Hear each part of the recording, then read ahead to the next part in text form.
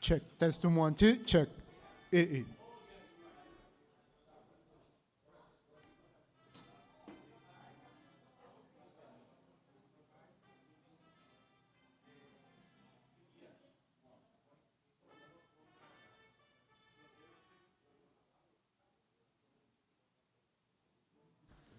1, 2, 3, 4, testing test, streaming check, 1, 2, 3, 4, streaming check. This is Rama Ruben Garcia. Testing test, check. From the Bahamas.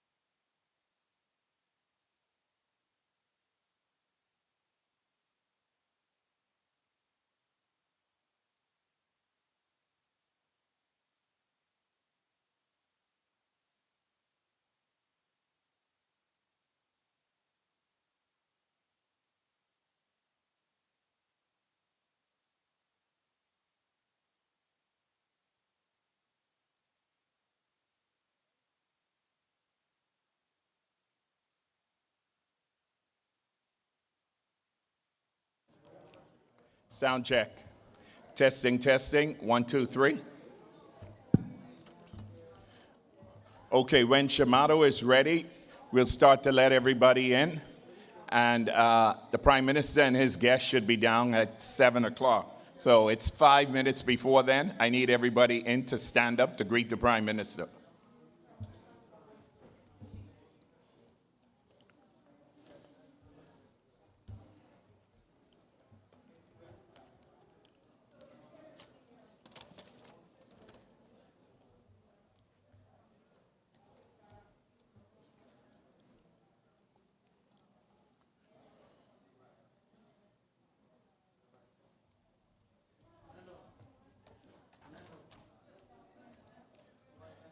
We should start to let everybody in, like in less than a minute.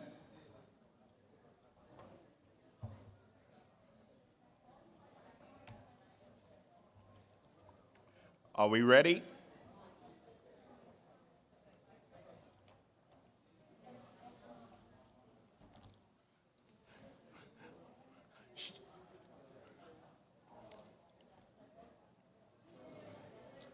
Hassan, are we ready?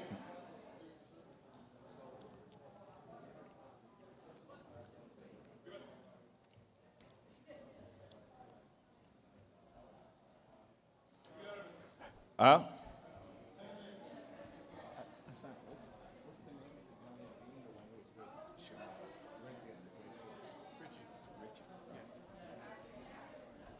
Richie, are you ready?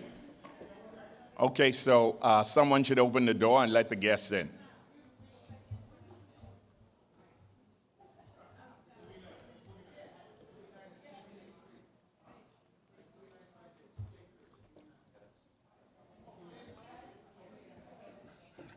Richie, you need to pull the trigger. Let everybody in.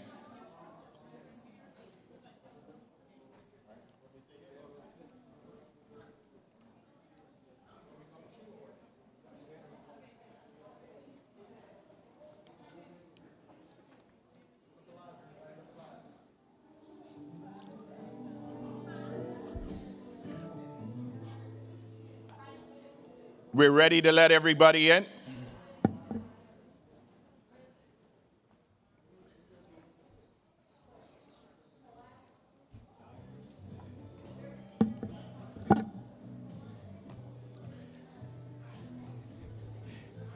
If you don't have an identified table, please take your seat at a regular table.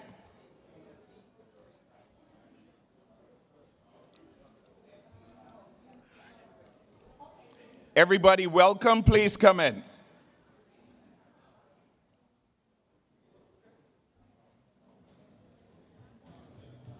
Everybody welcome, please come in.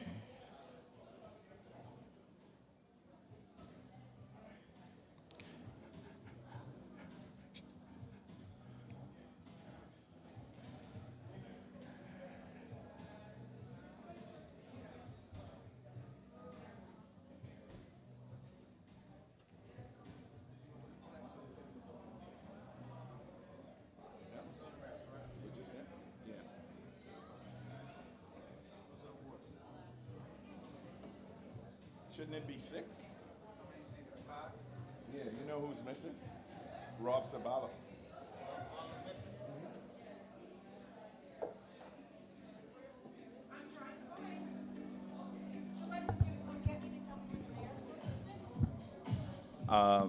Mayor Daniella? Okay.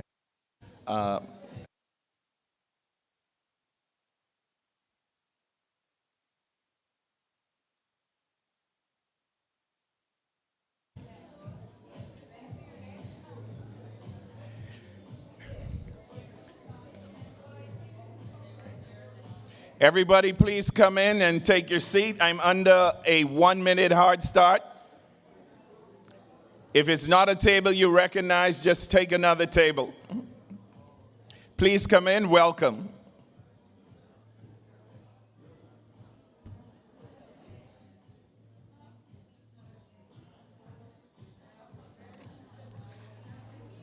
If you don't recognize a table for you, then the table is for you.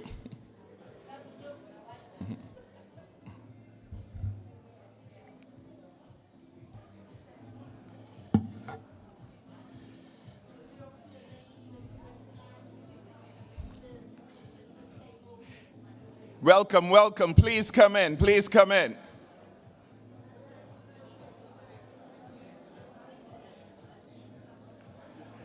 Shamato, Ahmad, Richie. Please show them tables. If you don't find a table for yourself, then wherever you are, that's your table. There's no shortage of tables, I believe. Richie, bring them in, please.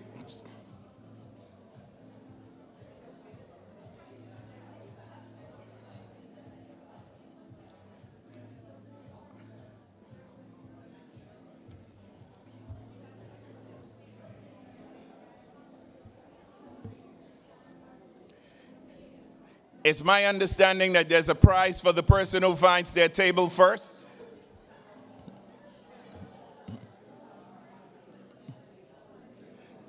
Come in, welcome, welcome. If you don't see a table, wherever you are, that's your table. It's 2 minutes after 7, I'm running late.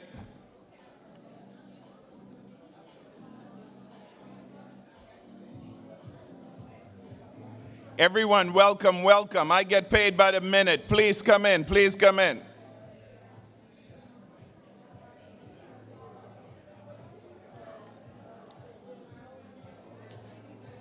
Richie, Shamato, Ahmad, back door, just send everybody in.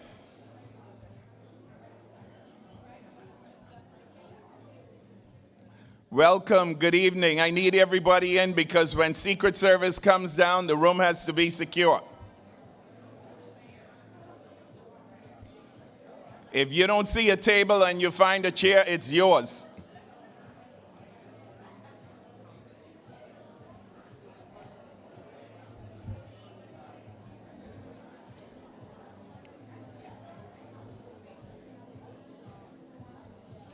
All of you are special VIPs just for tonight. Come in, come in. Find a table. Sit down, please. I need a secured room.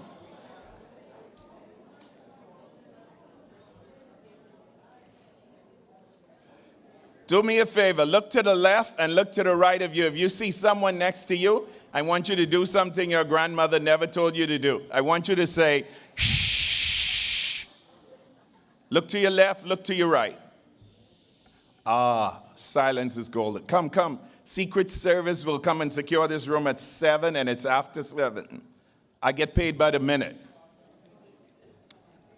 Yes, my dear.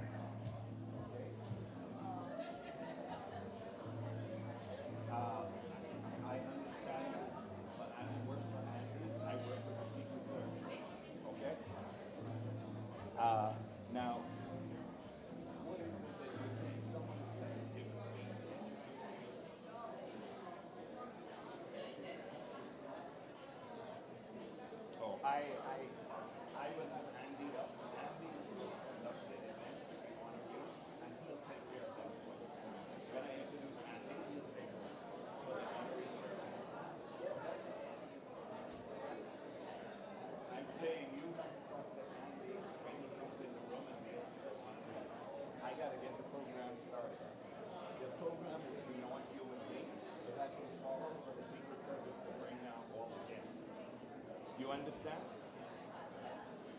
Okay. What is it that you want me to do that you think I can follow? What is it that you want me to do that you think I can follow?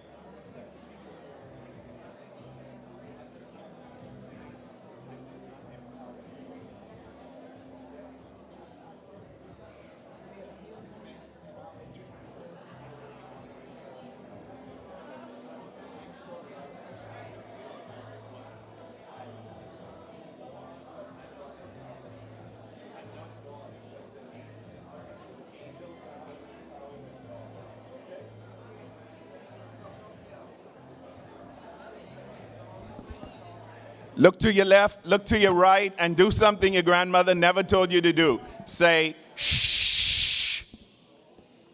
Okay, I see some other people standing at the rear of the door. I need everybody in and seated. I am sure if there's a table in front of you with a chair, that is now your chair.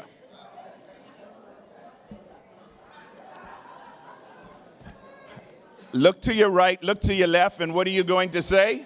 Shh. And that is like my grandmother would have spanked me for doing that. But that's what we have to do. We need to simmer down and sit down, please. Take a chair. Absolutely no one is going to kick you out of your chair.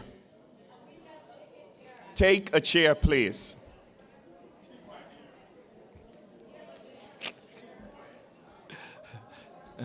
That's Dwight and Christine, too. Take a chair, please.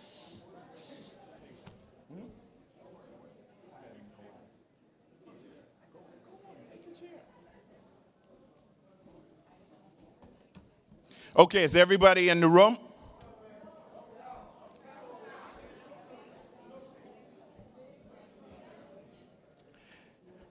Richie, Shamato, Ahmad, please make sure everyone is seated.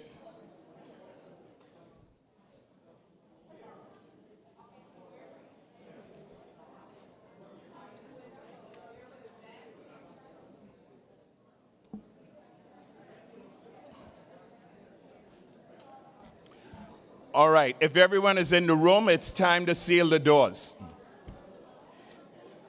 I need everybody seated.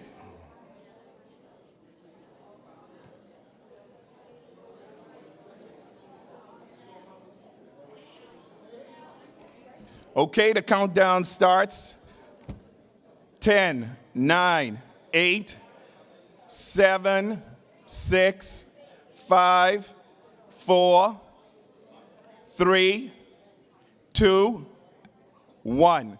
If you're not seated, it means you don't want to be here, and I need the door closed.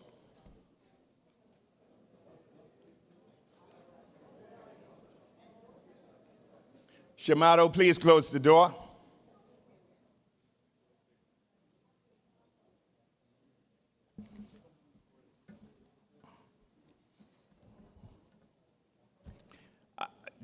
There's a problem. Everyone isn't seated. I see seats here. I see seats there. There's seats everywhere. Take a seat. Just find a table. I know they put reserved on some tables. Take a seat over there. You're reserved now. You're a VIP. Take a seat, please.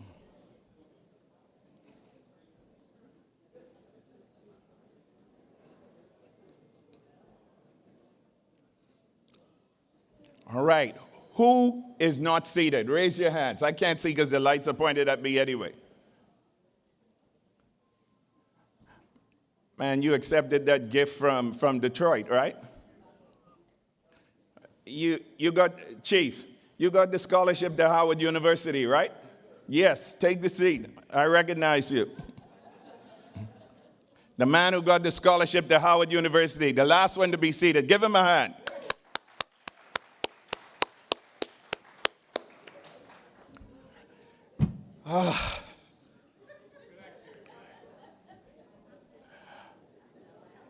All right.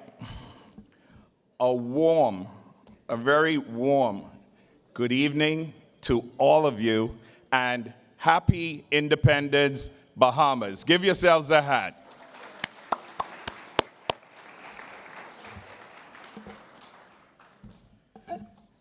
So tonight, we're here to celebrate the 50th anniversary of the Bahamas as an independent country. I happen to be one of those kids who was there on July 10th, 1973, when my uncle, who was an aide to the Governor General, helped to drop the flag, the Union Jack of the United Kingdom, so that we could become a country. And that was a very proud moment for me. And it continues to be a very proud moment for all of us Bahamians, considering this is our 50th year. And it's really a privilege and an honor, 50 years later, to be here to celebrate that with you from the diaspora, you who are friends of the Bahamas, you who are simply friends and neighbors to all of us.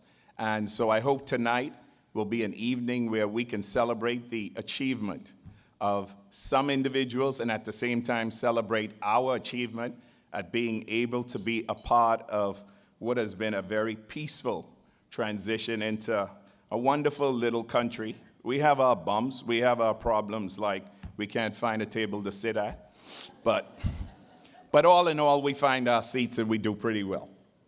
Now, tonight is going to move very fast, and that's because the Prime Minister is only here for a short period of time.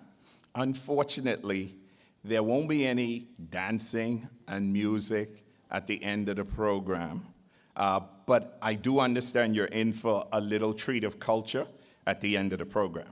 With that being said, there are so many very special people in this room, and some of them are on your program, some of them are not, and we'll get through, and if I miss anyone, it's Andy's fault. If I did call your name and you should not have been called, then it's my fault because I just think you're a VIP. So the first thing we're going to do is someone is going to give me a signal that the Prime Minister and his delegation are outside. And when the Prime Minister and his delegation come in, you're going to all be on your feet. Even the lovely mayor of Miami, mayor, right? And you're going to give the Prime Minister a rousing welcome, and then we'll begin our program, Bahamian style. Richie? The light is shining at me. Is Secret Service saying yes? Not yet. I hate to tell you guys, carry on, because you're so silent and beautiful right now.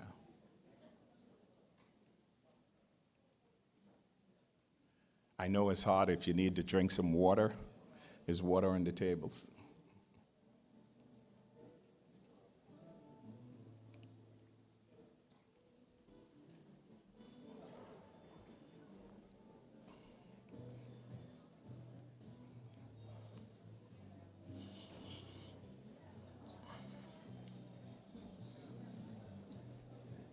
Meanwhile, look to your left and look to your right.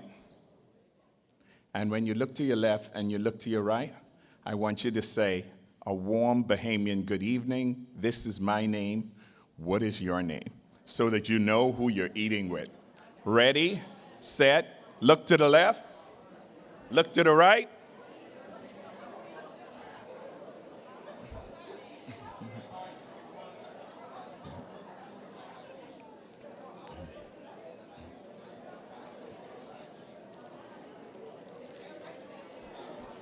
Now, I have a little prize, a Bahamas at 50 pin, for the first person who can tell me the name of everyone who is sitting at their table. Raise your hand.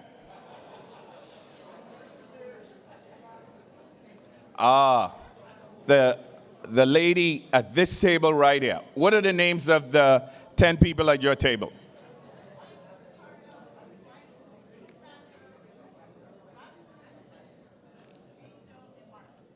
But hold on. I said the name of the 10 people, and you only have 8 people at your table. So what's the name of the other 2 people? You have a Bahamas at 50 pin? Come and get it.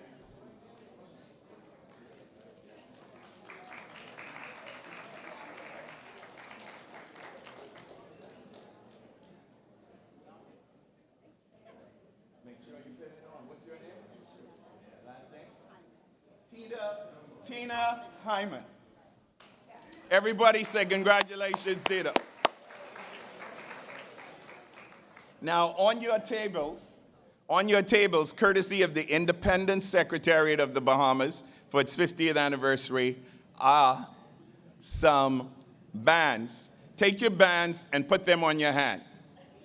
If you do not have a band, let me try and find a reason to give you one. All right. Who can tell me what the middle name is of the Governor General of the Bahamas? Exactly. It's Cornelius. No. My phone is ringing. What is the middle name of the Governor General of the Bahamas? She said Mother Pratt.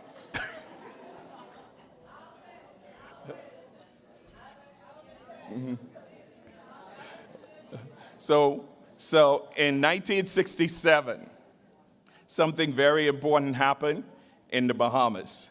We achieved internal rule, and we created someone called a premier. But in 1967, there was a gentleman who was the Speaker of the House of Assembly who crossed the floor to create majority rule and usher in majority black rule in the Bahamas. What was the name of the Speaker of the House of Assembly in 1967 who crossed the floor? I heard it over here. The gentleman in the fancy black and white jacket. That's you. That's you. What's your name? Brennan. No, what's your name? Brennan. You're Brennan. I am Pastor Brennan. So Sir Alvin Brennan is my uncle. I am your cousin. Oh my God, my cousin.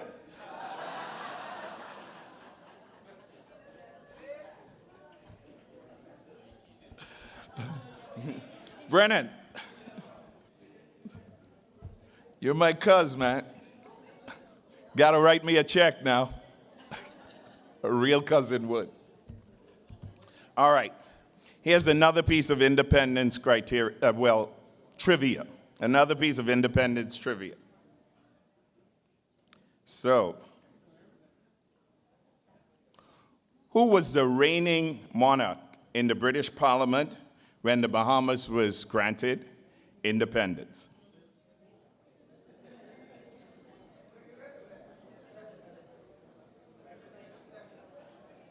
The lady from Trinidad and Canada. It was Queen Elizabeth. Long may she reign. She's gone now.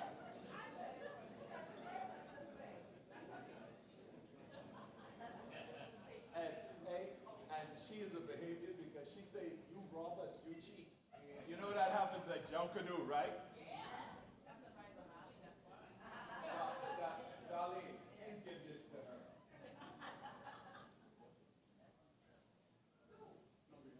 You get two, Darlene, one for you. You know, when I was growing up, Darlene made us so proud. Darlene is a reigning Miss Bahamas. Darlene, please stand up. Let them see what you look like after 50 years of independence.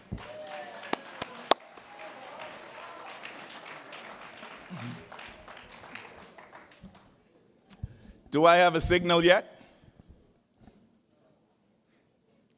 Not yet? Okay, I saw one of our honorees, guy who once flew me into the Bahamas on his own private airplane, Tropic Ocean Airways. Rob Savallo, where are you? Rob, stand up, right there. What Rob has done has been nothing short of remarkable. He's made us realize that even though we have 700 islands, 29 population centers, and 28 airports, it's not important that we have runways. What's important is that we have seaways. So he can take you into the Bahamas on a seaplane. And he's one of our honorees tonight. Is Yolanda Cash here? Where's Yolanda? She's not here yet? She's probably practicing law, making money, right? Okay, all right. Is Dewey Knight here? Dewey, stand up. This light is shining at me, so it's hard to see you. Where are you?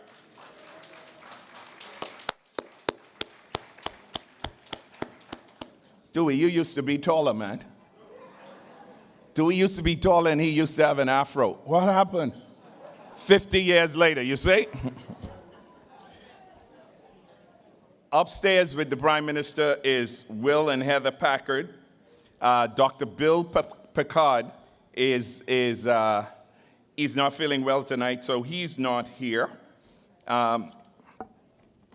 Where's Miss Cooper? Where's Leona Cooper Baker? Is she here?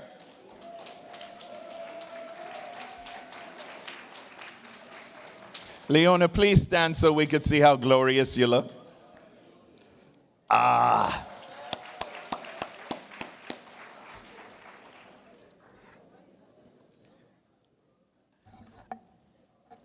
And everybody knows this guy. Where's HT? Is HT here? HT Smith, is he here? There he is. The great one.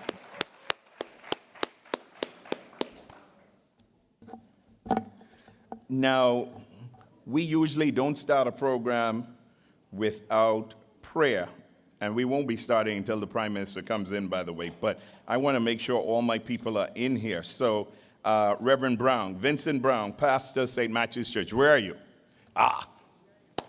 That's the man who will get us close to God. All right.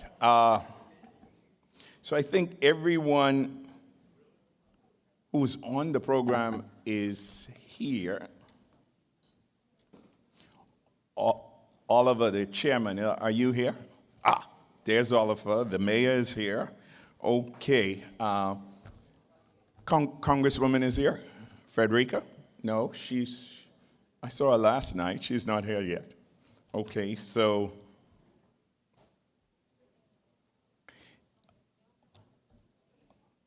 Mayor Daniella, since Congresswoman isn't here, you and Oliver will bring greetings first to welcome us to Miami. All right? Yeah. But if she steps in, once I see that cowboy hat, you guys sit down.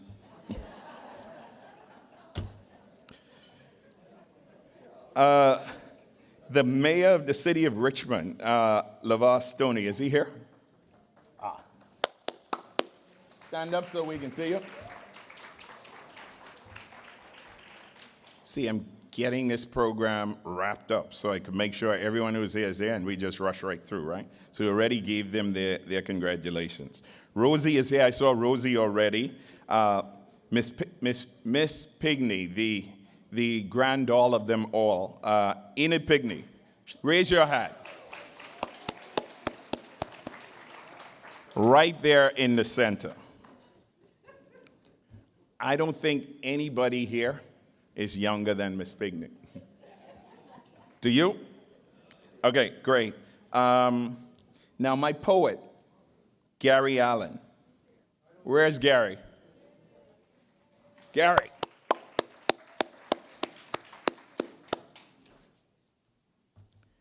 Can't wait to hear your words, man. It's always inspiring. And okay, you've got Bridgette loaded up for the national anthem, right? All right, great. That's gonna be like the first thing after the Prime Minister comes in, right? Okay. So I'm just waiting on the signal that the Prime Minister and his party are coming in. And it looks to me like he will be coming in shortly. So remember I told you we were looking for Will and Heather Packard? There they are. And we have Cheryl and Stanley Campbell.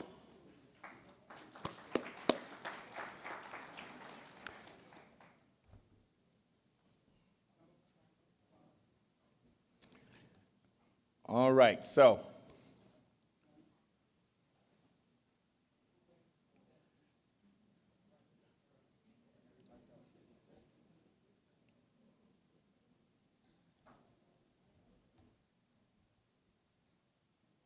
Hassan,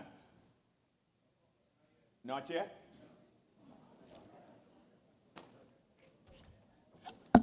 Hey, listen, at my age, when a fella tells you wait, you know what he's doing, right?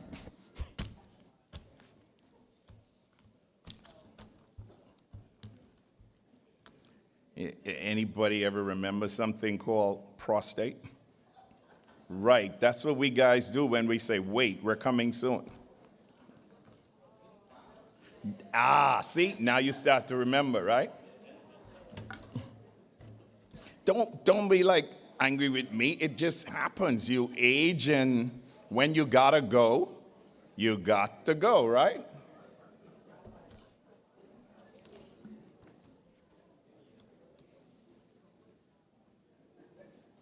Hassan, that's Lundy out there?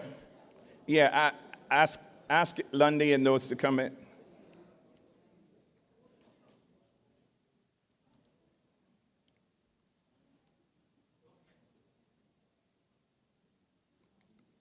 Brother Lundy here is our representative in Parliament for Andros and is responsible for land in the Prime Minister's office. Get to know him. Raise your hand. Let them see you.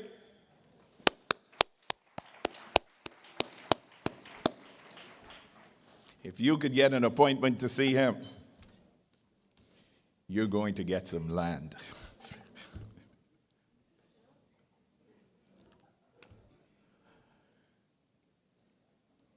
So you have to be patient. We're waiting.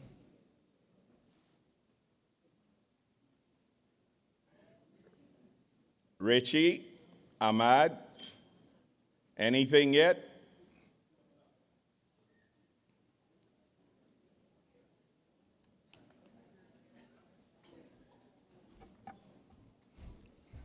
One thing I could say about America is when they choose their Secret Service agents, they really know how to choose them. I went up to see the Prime Minister, and you remember William the Refrigerator Perry? Who could tell me which team he used to play for? No, not Bulls, Chicago Bears.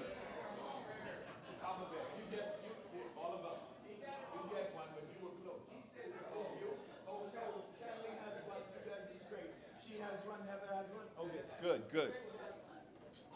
Chicago Bears. Well, anyway, this Secret Service agent who told me, like, make sure the room is secure, he made the refrigerator look like he was just a fridge. That's how big he was. So I'm happy to report we have a nice quiet room that's secure. You guys could drink some water for a little while before we get started.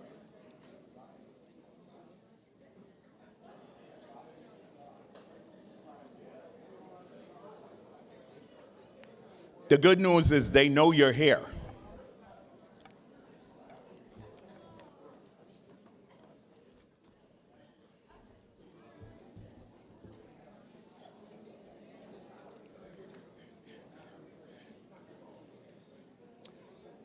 Welcome our General Counsel, Curt Hollingsworth.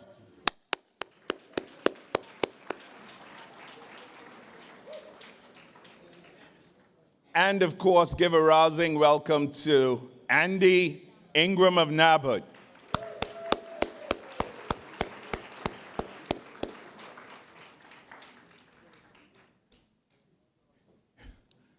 Terry? Ladies and gentlemen, friends, colleagues of the Bahamas, please stand and welcome the Honorable Philip Edward Davis, Prime Minister of the Bahamas, accompanied by Mrs. Anne-Marie Davis.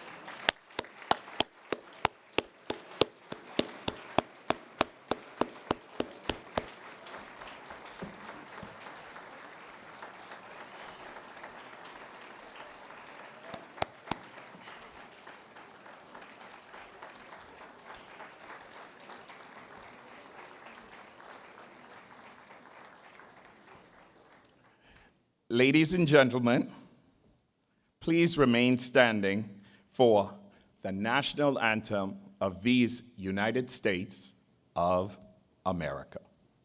It will be sung by Bridgette Cooper, who is the niece of our honoree Lenora Cooper, and she's going to sing it digitally. So roll the national anthem, please. Oh, say can you see by the dawn's early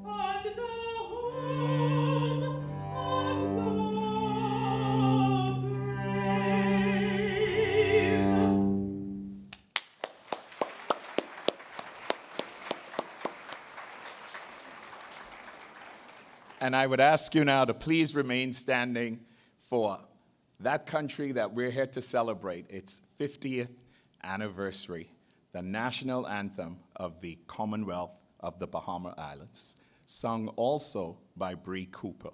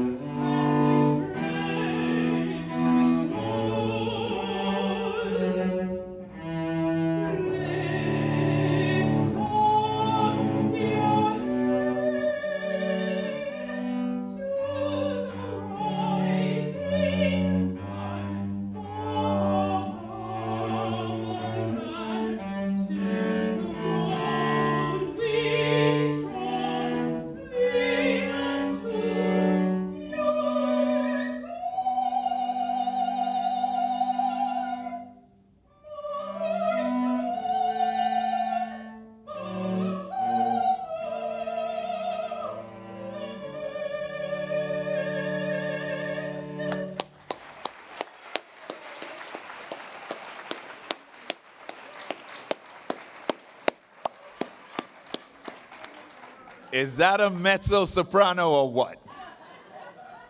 Incredible, incredible the talent this little country has. Now, I would like for you, please, to remain standing for one last important thing.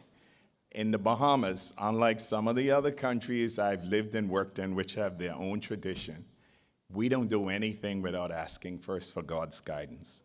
That's just who we are and what we do. So I'm going to ask Reverend Vincent Brown, the pastor of St. Matthew's, Missionary, and he's a Baptist church, to please come and say the invitation. Reverend Brown, please welcome him.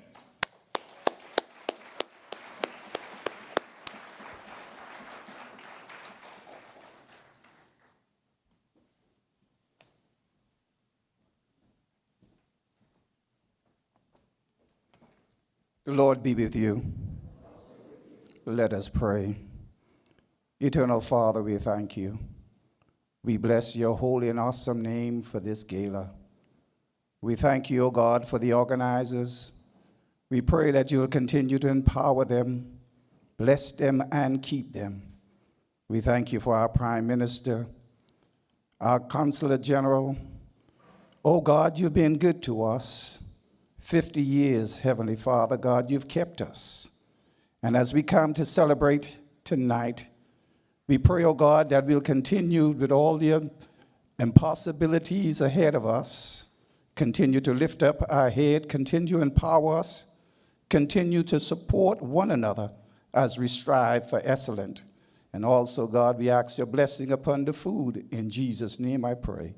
Amen.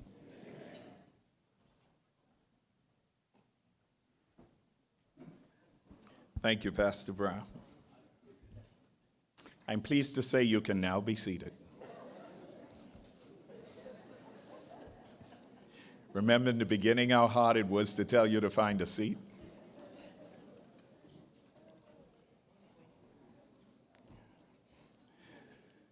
So I'm Jerry Butler, and the reason why I'm here is probably because Andy couldn't find someone else who would do this, because he knows so many other people who were probably being paid a lot more money tonight.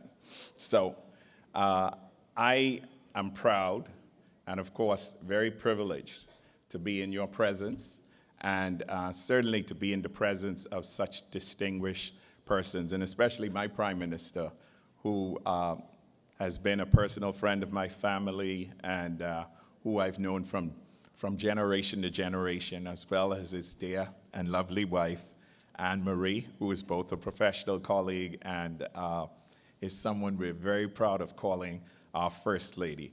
So while I would have asked you to give the Prime Minister a hand, he's always getting a hand. Anne-Marie, please stand. Let them see how elegant and beautiful you are.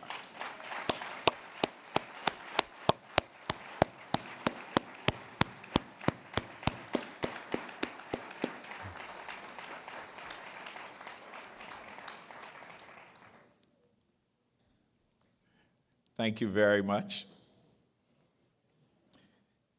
We should begin with a welcome to these great United States and certainly the wonderful state of Florida and the city of Miami. But my friend, the Congresswoman, is not here. So we're going to do just as well. So I'm going to ask first Mayor Daniella and afterwards Chairman Oliver to bring us some welcome remarks from the city of Miami. Mayor and Oliver.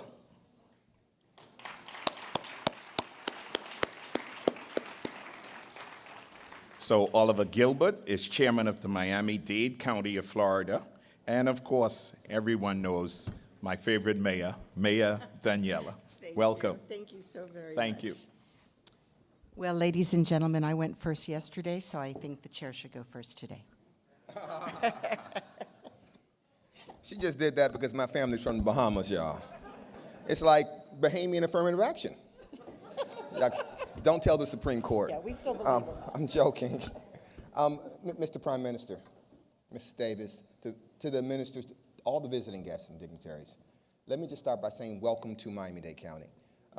You know, we have a wonderful mayor who, she's here with us, but I know what she wants to say is what I'm going to say, is that we can't tell the history of this county without talking about Bahamians. We can't tell the history of this county without talking about Bahamians. From signing the charter of the city of Miami, which is one of our 34 cities in Miami-Dade County, to the extraordinary contributions in politics, education, business, tourism. We can't tell our history without you. And so the 50 years of your greatness doesn't just extend to the 700 islands. It extends to this continent, and dare I say every continent.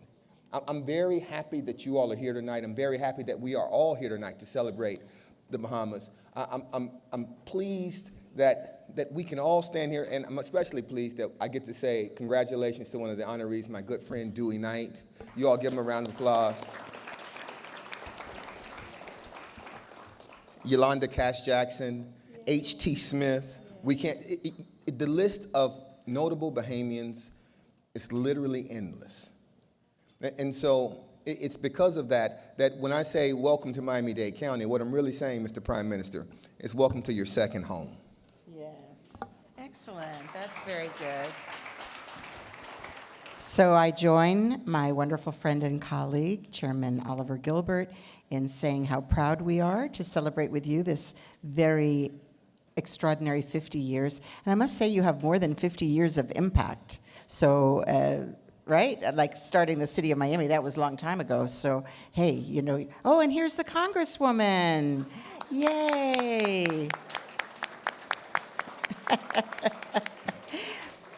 So from the Congresswoman to the chairman and to so many others who can claim Bahamian roots, we are so proud.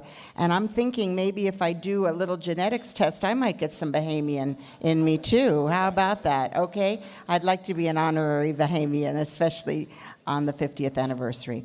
So just to say that you're not only founders of this great place. You are our dear friends and neighbors, our political allies, our tourism twins. We go back and forth, and I personally have spent some of the happiest times of my life sailing in the Bahamas. So I am eager to go back and come visit you at the Capitol. And thank you so very much, everyone, for being with us here tonight to celebrate.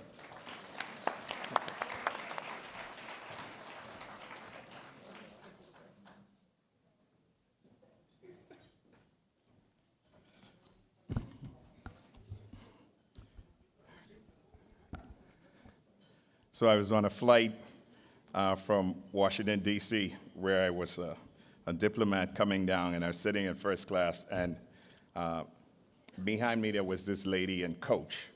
And I was like, wait a minute, I know who that lady is. So I get up out of my seat, and I go in the back, coach, and I say to this lady, I'm not here to borrow your cowboy hat, but I'm here to give you my seat in first class. And she looked at me, she tapped me on the shoulder, and she said, bless you, Jerry Butler. She said, but with the rules in Congress, if I took that first class seat from you, you'll be a foreigner giving me a bribe. So from that day on, whenever I see her up in Congress, we always have a laugh about that. So ladies and gentlemen, I want you to welcome the Congresswoman for the Bahamas, Congresswoman Frederica Wilson, to bring us greetings.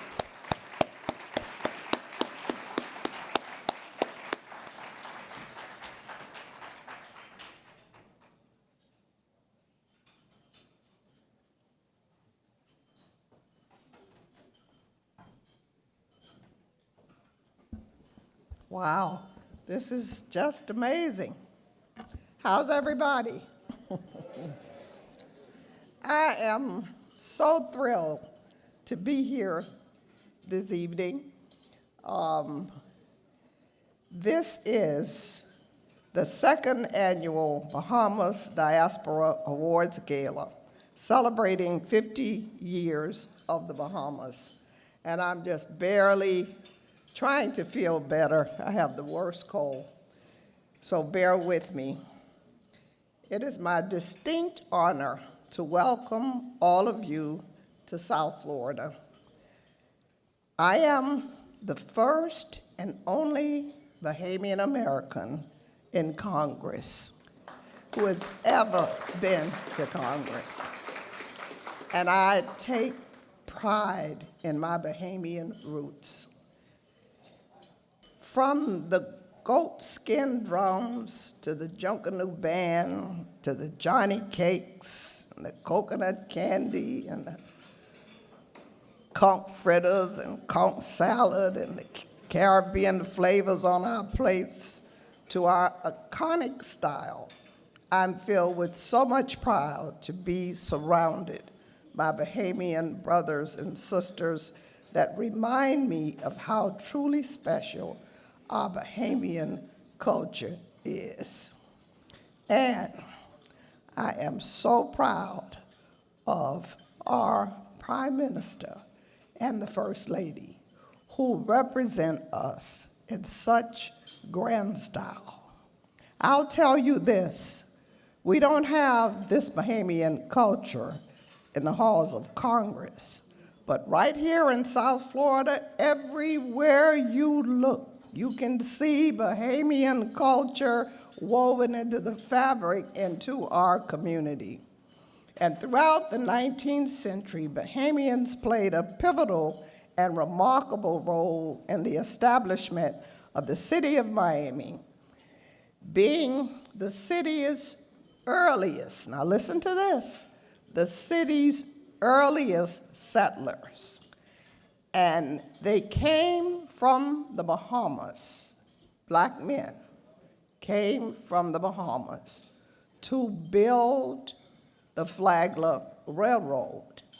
And because of their ability to read and to write, they were asked to be the signatories in the city's articles of incorporation, making up 1/3 of the original signers to the Charter of the City of Miami, your descendants.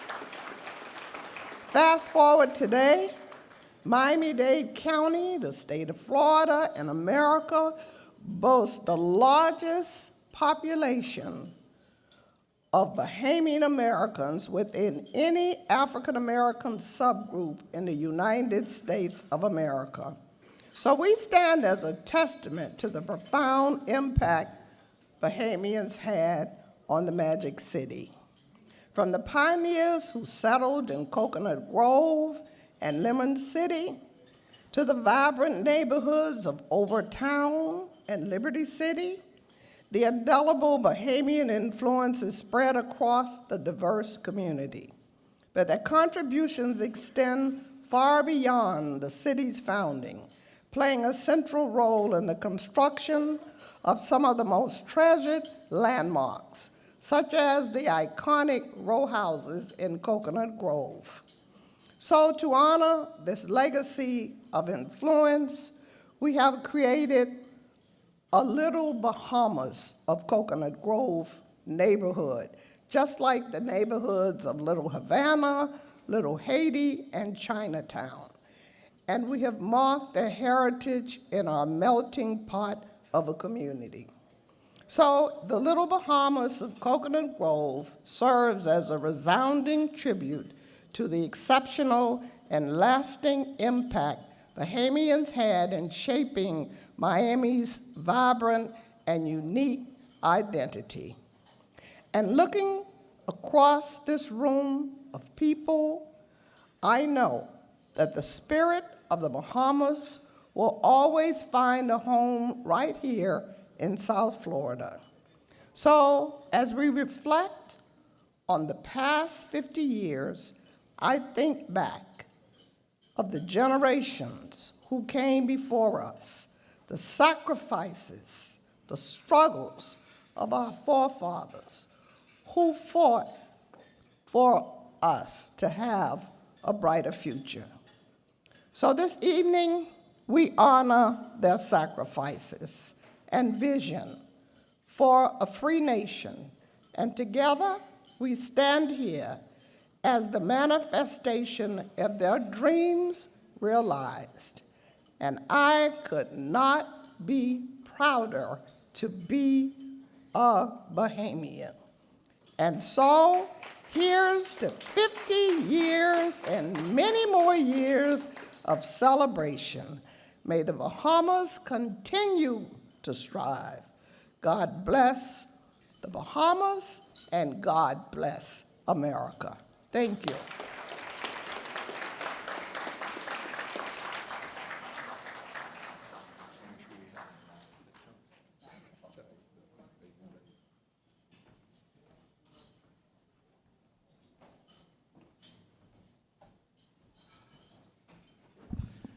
At some point when those glasses are charged with some good wine or some good champagne, we'll have to raise a toast in honor of those people who built Miami.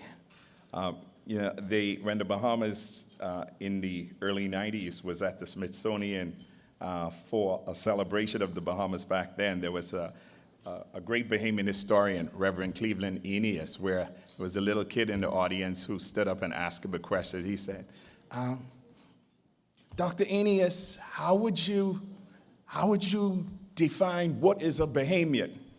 And he paused for a while and he looked at him and he said, a Bahamian is that creature on this planet who believes he has a right to go to Miami whenever he wants. And I think the Congresswoman has said that very well. So let me ask you to welcome our Consul-General, Curt Hollingsworth from Grand Bahama. Wonderful principal, coach. He's going to bring some greeting remarks. Curt? Thank you, my brother. Thank you very much. Honorable Prime Minister, Philip Brave Davis, Mrs. Davis, distinguished ladies and gentlemen, a very pleasant good evening. I'm tasked with bringing brief remarks this evening.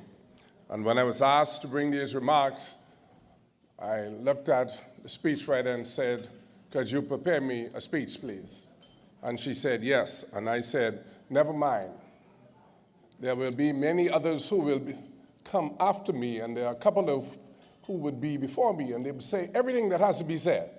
So that means I don't want to say anything, all right? And so I'm not going to say anything. But what I'm going to say very briefly, I want to share something with you that I actually shared last night and earlier today at another function. And it's a quote by Jimmy Carter. This is very significant, particularly as it relates to the diversity of the group that we have here this evening. A wonderful group of men and women, Bahamians, friends, and descendants. Please give yourself a round of applause. Jimmy Carter once said that the bond of our common humanity is stronger than the divisiveness of our fears and prejudices. In the Bahamian context, especially for a young fellow like me growing up in West End on the island of Grand Bahama, I didn't know anything about prejudices. I didn't understand what that was, because my grandfather was one of those guys who had friends in Stuart, Florida, and Fort Myers, and all of these places, and they would come to West End every single summer, where they would spend at least 2 weeks. And my grandfather would take them out to a key that was known as Sandy Key, and they would spend 2 weeks out there every summer fishing. And so when we came to the States, they would invite us to come to the States. We were going to Stuart, Florida, me and my cousin and I, a number of us. And while we were there, we were introduced to a host of white people. We didn't see any of y'all there. Some of y'all wasn't there, okay? And we didn't know the difference because we didn't understand what it was to be racially motivated. And so that was a pleasant thing for us to do. And Bahamians generally, if you want to know a Bahamian, and if you get to know a Bahamian, they don't practice that sort of stuff. So what you see here in the diversity that we have is exactly what we are building on. And so I want to thank Andy Ingram and his entire team for bringing together such a diverse group, a meaningful group that is intended on contributing and assisting the Bahamas in building. And so we salute you for everything that you're doing to make a difference in the Commonwealth of the Bahamas. And I'm sure my leader, the Honorable Prime Minister, agrees with that statement. I want to say congratulations to all of the honorees tonight. It is such a wonderful privilege when an organization can take time out to recognize the contributions that would have been made to a particular city or an organization. You are being honored for your contribution to the city of Miami, and I want to congratulate you, I want to salute you, and wish you all the best as you continue to contribute to the city of Miami. Ladies and gentlemen, thank you so much. Happy Independence, Bahamas. Do enjoy the evening. God bless you all.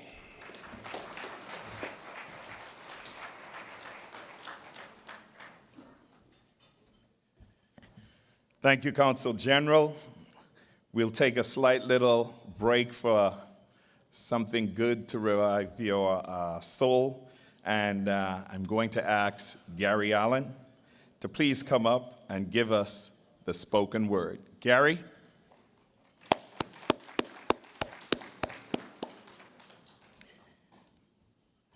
He is a poet extraordinaire. By the way, you should be eating, so go ahead and eat, but pay attention to Gary.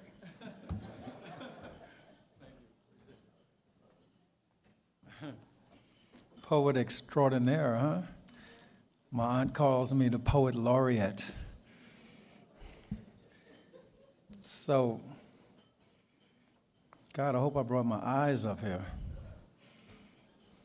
Claude, is my glasses on the table? This age thing ain't no joke, huh? You're losing your hair, you're losing.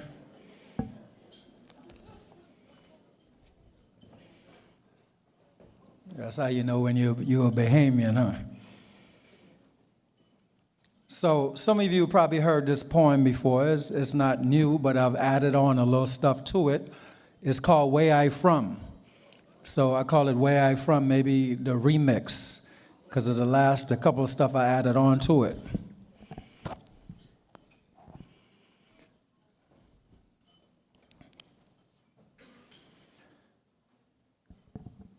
I from them Africans, Lucayans, loyalists, freeman and slaves, buccaneer pirates, rum runners in caves, lemon cities, unmarked graves. I's a Bahamian born and raised. From that goat skin drum, cowbell, junkanoo, and cocoa plum, raking, scraping cake with rum, calypso music, 700 islands under the sun, we pledge to be one. Where I from? That brown-skinned gal, gap-toothed smile, family aisle, Nassau butter, firstborn son of my mother. I from Curtis Island sands, march on Bahama land. I from Aunt Enid, Anniana, Natalie Green. I from jolly old England, that British queen.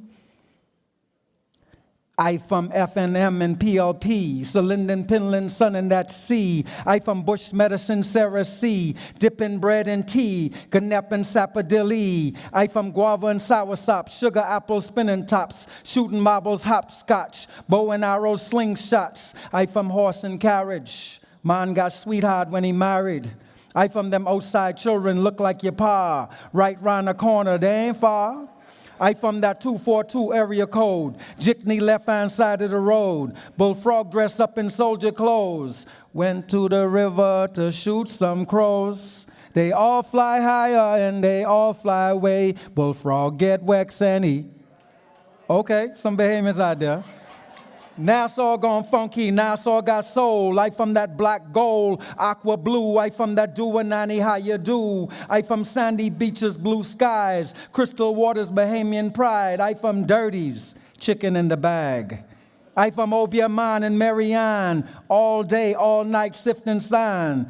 I from that Bay Street straw work, money never done. I from them fort ships and where the tourists come. I from Carmichael Road, Bamboo Town, Calypso music, steel drum sounds. I from conch salad, conch fritter, Seversea taste bitter, crack conch, stew fish, pigeon peas, every dish, man. I from slime bomb bread, bunk bed, peasy head, pot cake, potato bread, guava duff, coconut tart, Benny cake, fire engine, fried down onion with tomato paste. I from that ball fish and grits, Johnny cake, tamarind switch, suck your teeth, slap side your lip, raise strick, home of the cut hip, roll your eye, you must see one die. Mummy like beat you till you cry. I from colonial rule, uniform in schools, South Beach pools, teacher carry belt in schools, cuss, but they wash your mouth with soap. I from them jumper churches and Holy Ghosts, curry chicken, curry goat, mail boat. I from sugar cane, Gary Bain, jockey fame. I from where people know you by your last name. I from sand, dollar, and seashell, cool water from that well, fish on that line, Bahamian time. I from where the hips whine, blue marlin, pink flamingo. I from where they go low with the limbo, swim in sea, climbing tree, playing bush, eat coconut from the coconut tree. I from bush crack, mine gone. That's a King Eric song, mine is do mummy wrong. Mother sick, Tingham in my bay. I from you must say no why is a. I bossy, biggity. I from where teeth gritsy. I from Bear Bookie, Bear Rabbi, Skylocking, Tiefin, and Asu. I from days where days knock the daylights out you. I from mommy say she ain't home, so the bill collector can leave us alone. I from parking, bopping when you walk in. Nassau, funny talking. I from them ups. What you mean up? Kaponkle up, jam up, big up, mash up, heist up, hackle up. I from collect. Hey, I from cross that water, Overtown Keys in the Grove. I from washboard migrant workers, cooks in wood stoves. Rock pit ditches, hard working railroads. I from bushwhacking, coconut cracking, crocus sacking. But I ain't slacking. I from grubbing, clearing line. I good with machete and working with my bare hands. I from them dressmakers, house servants, caretakers. Chambermaids, washerwoman and salt rakers. Blacksmiths, seamstress, gardeners and troublemakers. I from them British subject and conky Joes, outhouse hole your nose, dirt road and potholes. I from lime make switcher, vegetable fields, laborers and fruit pickers. Bahamians ain't never been no bootlickers. I from them doctors, lawyers, musicians and teachers, educators, composers, land owners, politicians and preachers. I from Ronnie Butler, that Bahamian ting. I from that brown skin girl in the ring. Tra-la-la-la-la. And she looks like a sugar in the... That's where I'm from.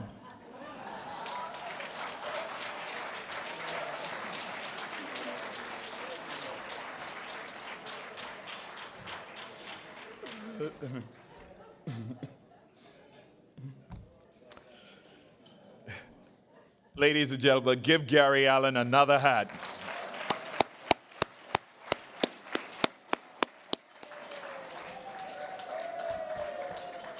I know, but he gone now. Bushcrack and man gone. Ting-a-ling-a-ling. Let me try it again. Bushcrack, man gone. Tell me what more you want, boy. Ronnie Butler, extraordinary. So we've heard greetings at the city level. We've heard greetings at the state level, at the congressional level. And now I have the distinct honor. I met this guy, and I didn't take him seriously. He said, hey, I'm a black guy who owns a golf course. And me being a Bahamian man, I said, well, how much money does your wife have? His name, by the way, a distinguished aviator, all that stuff, his name was Stanley Campbell. Remember Luther Campbell, what's the group called? Them bad boys, right? This, the good boy, this Luther's brother. And it turns out his mom is Bahamian and his dad is from a country close to the Bahamas, but he's a Bahamian. So then he introduced me to his wonderful wife, and I realized why he could own a golf course. So, ladies and gentlemen, I want you to give greetings to Mrs. Cheryl Campbell, the wife of Stanley Campbell, who was the Assistant Secretary for the United States of America in the Department of Health and Human Services.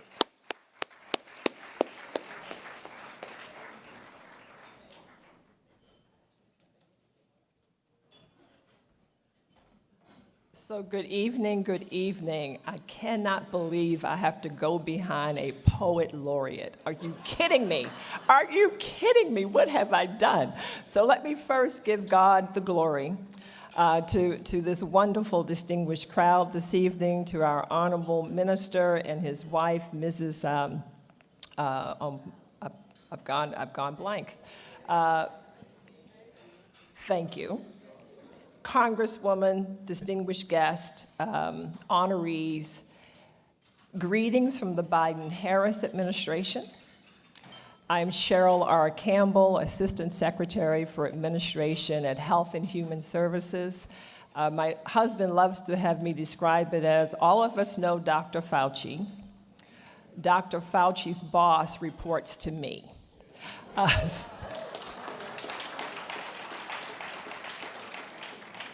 So I represent about 90,000 employees with the Department of Health and Human Services. With a $1.7 trillion budget. I have cybersecurity, information technology, 20 unions reporting into my world. So my day is a little busy on a regular basis. But most importantly, when I think about the Bahamas, I have to go back to my early years of being 21 or 22 years old, my first international trip with a female colleague from work.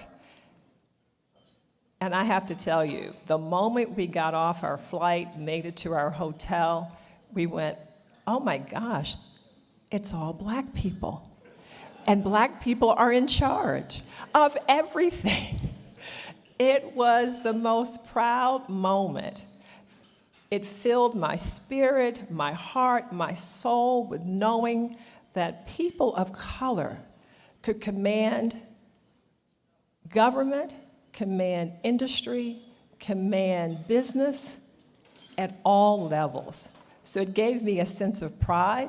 Little did I know, about 8 years later, I would be marrying this gentleman, Stanley Campbell, his mother being from Bahamian descent, family name of Benamy, Galloway, and Stirrup as the family names.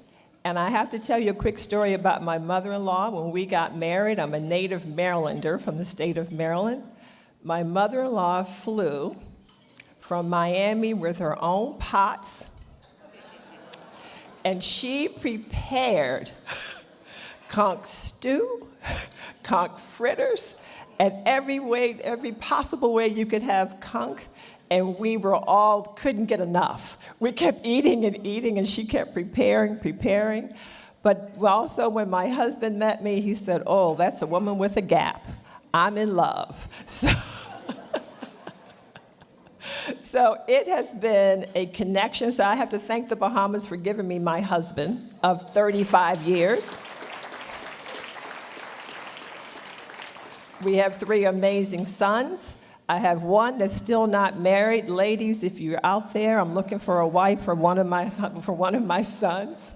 And I want to deviate for just a second. So, Congresswoman, when you had to fight with the previous president and his chief of staff about providing transportation to that young family when their husband was killed overseas in Africa, I saw that moment, and I believe the very next day there was a news clip of a sitting government official who was getting off of a private jet with his wife. And I thought, there's something wrong with that picture. How could we not have transportation for those who give their life for our country, but yet these individuals can go by private charter? So I started the Eagle Force Warrior Foundation, providing air and ground transportation for veterans and veteran families when they become injured and need transportation to Walter Reed Airport.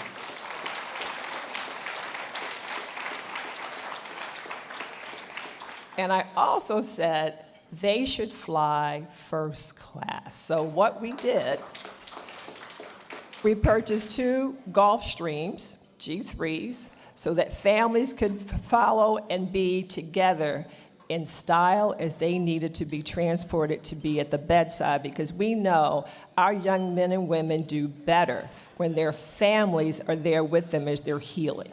So critically important. So Congressman, I want to thank you for fighting for those individuals on a daily basis for all of us. And so one of the things with the Biden-Harris administration I just want to share with you, obviously, I try and promote a couple of things just because I'm all about health and human services. Have any of you ever heard of 988? And most people say they haven't. So 911 is our emergency number. Individuals with a mental and behavioral health challenge, if you have someone, you dial 988 and you will get someone from around the country who will be able to give you services and support when that individual is in need from a behavioral and mental health perspective. The old days of dialing that 10-digit number, no longer the case. You dial 988. It took 2 decades for 911 to be adopted. This administration established 988 about a year ago, and it's on my mission to make sure that I tell everyone about 988. Also, being part of Health and Human Services, I always say to every man in the room, when is the last time you've been to the doctor? The life expectancy for men of color is only 71 years.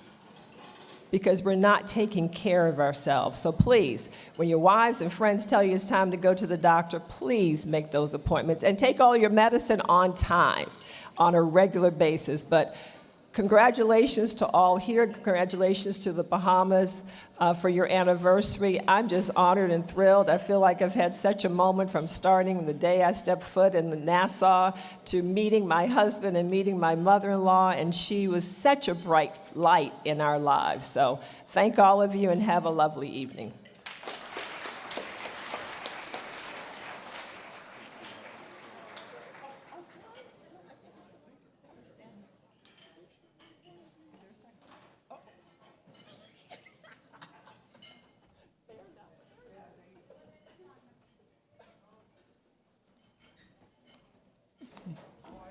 Thanks so much, Cheryl. And ladies, if you're out there, she will make an excellent mother-in-law. Cheryl, Stanley, stand up. Let us see this Bahamian man who's so lucky.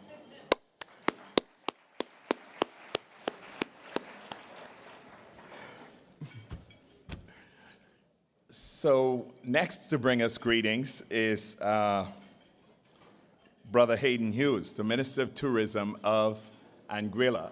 Haydn, I saw you earlier. Are you here? Oh, there he is, the short guy coming up. Give him a rousing hand. All right, bro. Protocol haven't been established. I listened to the presentation by Gary Allen, I think that's his name, and there was so much familiarity in what he said. And it reminds us that 506 years ago, the first slaves arrived in the Caribbean from Africa. And obviously, we are all family, because if you know these songs and these fruits in Bahamas, and we know them in Anguilla for generations, it means that we are all related. And if we were to do a gene test, I'm sure there'll be lots of cousins in here. So I would hope that when Madam Secretary is requesting us a daughter-in-law, she do the gene test beforehand, because it might just be a cousin. But after 325 years of British colonial rule, 50 years ago, the Bahamas reached its independence, and that in itself is a tremendous milestone. They did not have to have the Boston Tea Party, neither did they have to fight like the Mau Mau in Kenya, but they simply had to seek their independence, and under the leadership of Sir Lyndon Pindon, they were able to achieve that tremendous milestone. 50 years, it may seem a long time, but it's a young country, and I've been to the Bahamas several times, and I remember going to the Bahamas some years ago, and a man by the name of Dr. Andy Ingram grabbed me from the hotel, and he took me around to different conch shacks and rum shacks, and I don't want to speak about what happened at the end of the night, but we leave that as it is. But I just want to say that I've always had a great time in the Bahamas, and I know we are all family. And I'm happy here from the island of Anguilla that is still a colony, because in 1969 we had an overwhelming referendum for independence, and we became an independent republic. We were the Independent Republic of Anguilla under the leadership of President James Ronald Webster. And 2 months later, the British government, with their arm and might, invaded Anguilla and recolonized us, and from that day to this day, we are still a colony of His Majesty's government. But be that as it may, I am the former president of the Anguilla Independence Movement, and I feel welcome to be part of such a distinguished people, an independent people, a free and independent people, and someday, hopefully in my lifetime, we will also be celebrating the independence from Anguilla. So on behalf of the government and people of Anguilla, I wish you the very best as you move forward into the next 50 years. Thank you.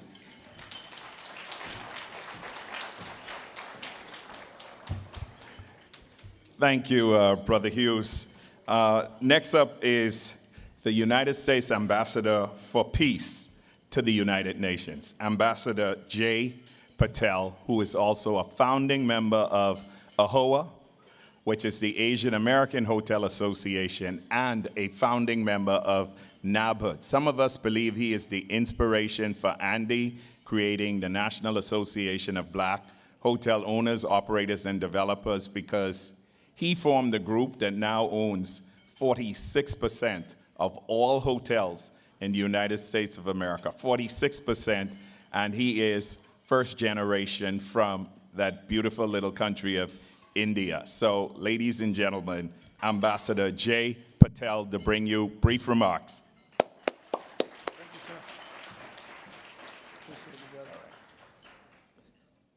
Good evening. I bring you greetings from the Asian American hotel owners. Prime Minister, Madam, Congressmen, representatives, mayors, some of you are very, very good friends of the Asian American community. I bring you greetings on this auspicious day of celebrating 50 years. We are also celebrating 75 years of India's independence. So I can imagine the proudness that you have for what we can do and what we have been able to achieve.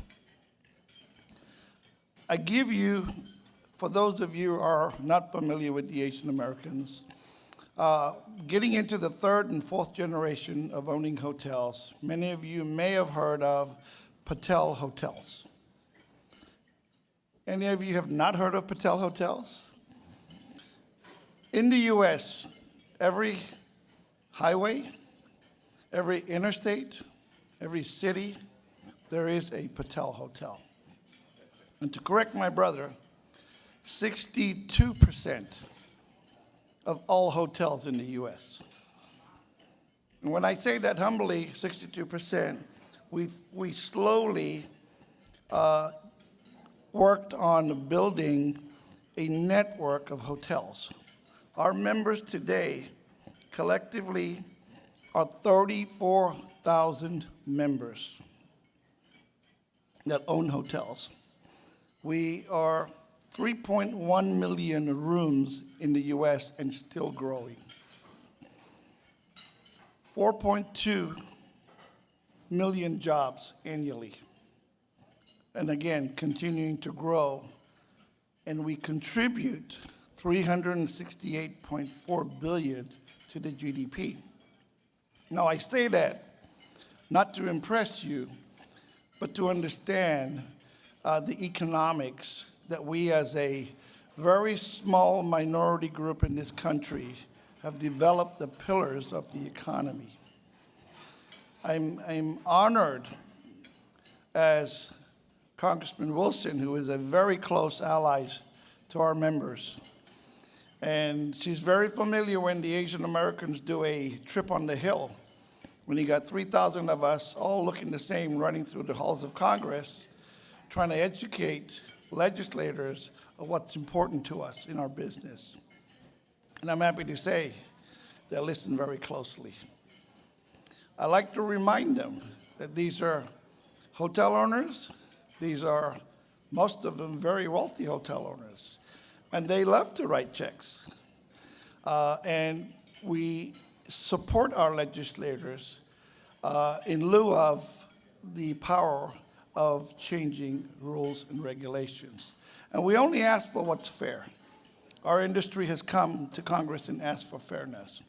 But I want to dabble into a little bit quickly to the organization, the National Association of Black Hotel Owners. As we grew, one of the questions that Andy and I talked about one time at a multicultural tourism conference, how do we African Americans get into the hotel business? Now, back then, this terminology, today this terminology is very famous to everybody on computers, copy and paste. I said to Andy, let's copy and paste the Asian American model. We've made the mistakes. We've learned from our mistakes. All we can do is grow. I'm happy to say after 25 years, supporting our organization has supported the National Association of Black Hotel Owners. As minorities, we've grown together. We've held hands together. We've done partnerships together. And I'm astounded to say our third generation are taking it to the very next level. I'm proud as a second generation hotel owner, when my father came here in 1973, and told my mother, you stay behind with the 6 kids. Somebody said there's a land of opportunity, I'm gonna go explore. And he did. And here we are, 3rd generation. My boys are in the industry, building hotels, $200 million worth of construction, getting into the franchise industry, practicing his law in franchise and construction. And so we spreading our wings outside. I always told my son, if you do what I've already done, you haven't done anything. So you've got to take it to the next level. And that's the same thing my mom told me. If you do what your dad has done, you haven't accomplished anything. But I'm proud to stand here and be able to address you. It's my honor.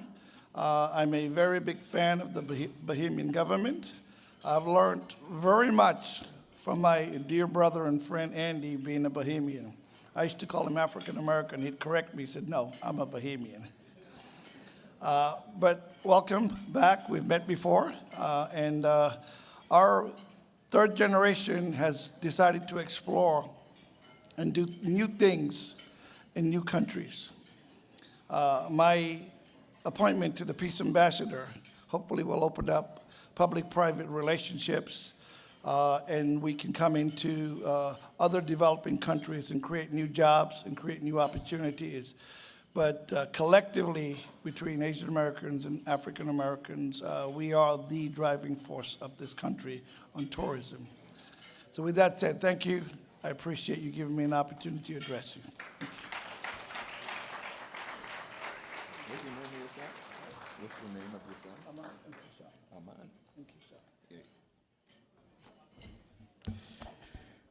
Thank you very much, Jay. Jay, where's your son? Stand up. This is the next generation of hotel owners. I just think it's so important for fathers to bring their children along with them. I always find it amazing how Andy brings Ahmad, he brings Hassan, and he brings, where's the next son? Where is he? There, Devado. Those 3 boys are the next generation of Andy Ingrams. Give them a hand. They're helping out here.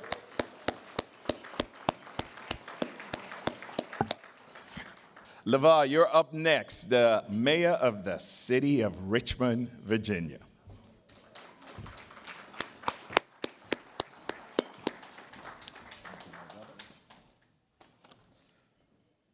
Mr. Prime Minister, fellow dignitaries, good evening.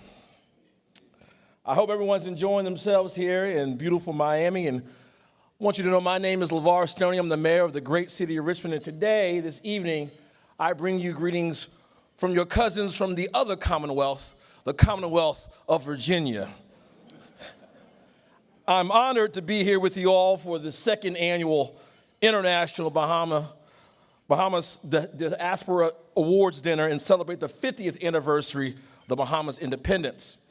Just about 50 years ago, in 1973, Prince Charles handed over documentation to Prime Minister Lyndon Pindling, officially making Bahamas a fully independent nation. Though they had considerable control of their affairs since the 1700s, Bahamas independence marked an important step for this great nation, a nation we all adore here in the United States of America and across the world. Like the city of Richmond, the Bahamas have a rich, important history. And one can say that in Richmond, we declared our independence some 3 years ago when I directed our government to remove Confederate monuments throughout our city,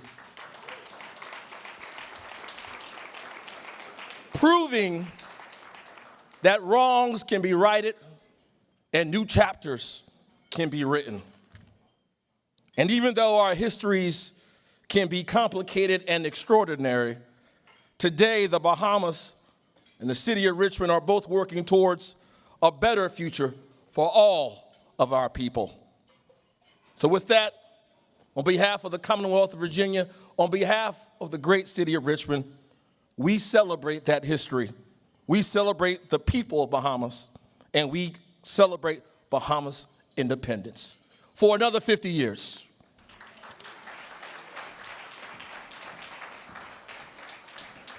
Thank you, Levar, from one Commonwealth to the other. The National Association of, see, this is what happens when you have your glasses on and you don't have your glasses on. The National Association of the Bahamas President, Rosie Gomez. Please welcome Rosie.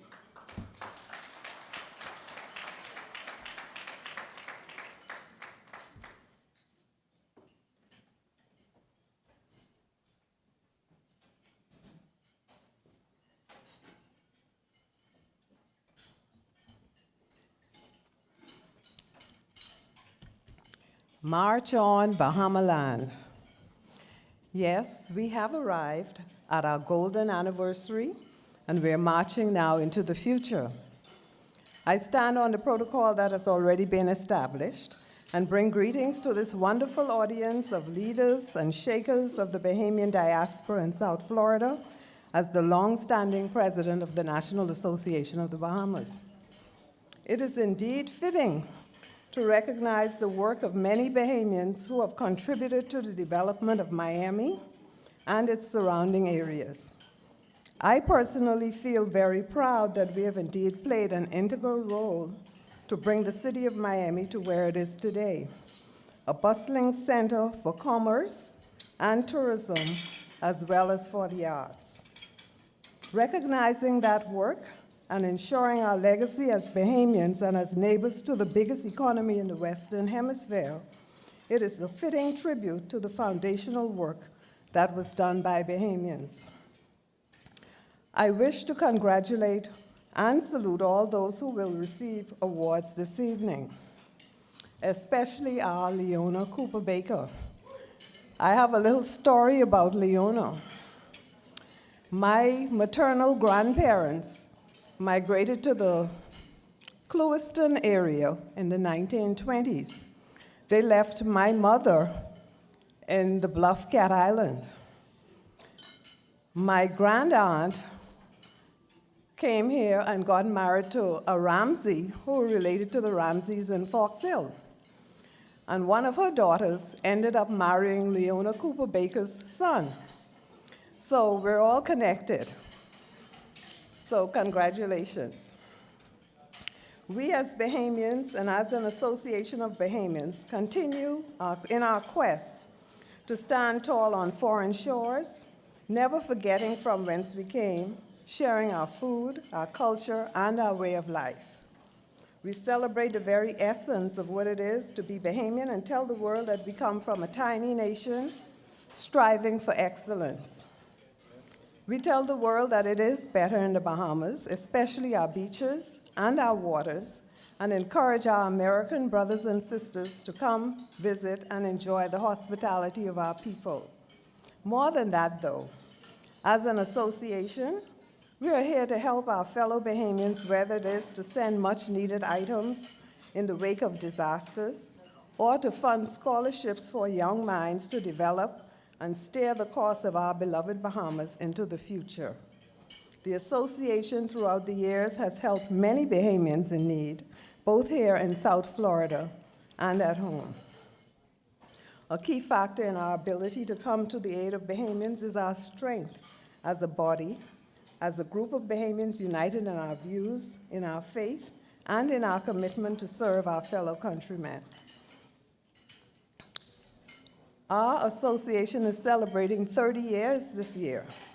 So it is here that I take the opportunity to address all of you here that are not members of the National Association of the Bahamas with a very simple message: join. We need your strength and talents to add to our already vibrant and effective association to continue to serve our fellow Bahamians. I urge you all to march on with us into the future towards the next 50 years of Bahamian independence. March on, Bahamaland. Thanks.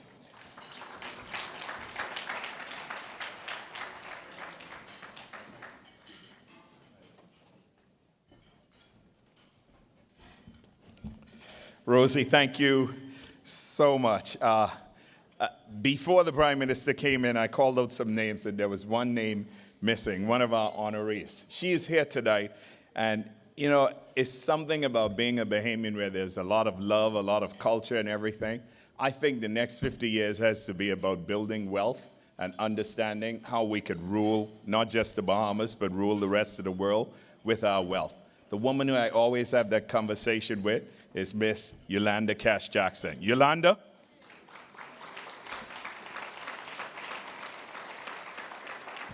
I've never met a lawyer like her. Always talks business with me. So we recognize Rob Saravallo, one of our honorees. Rob, stand up again so they could see the man who flies seaplanes.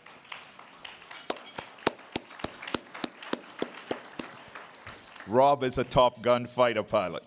He brought a Top Gun training instructor with him here, and that really makes me proud. The guy is taller than Tom Cruise. Stand up.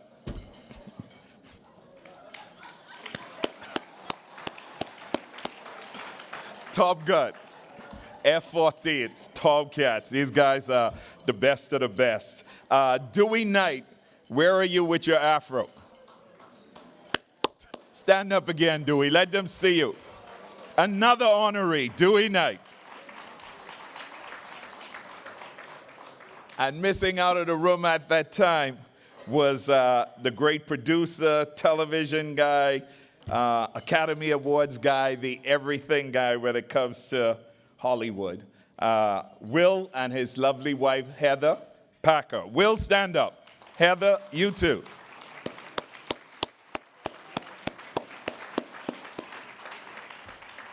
We're soon going to call these guys Exomians. That means people from Exuma, okay? And of course, the other honoree we have tonight is H.T. Smith over there. Stand up again, H.T.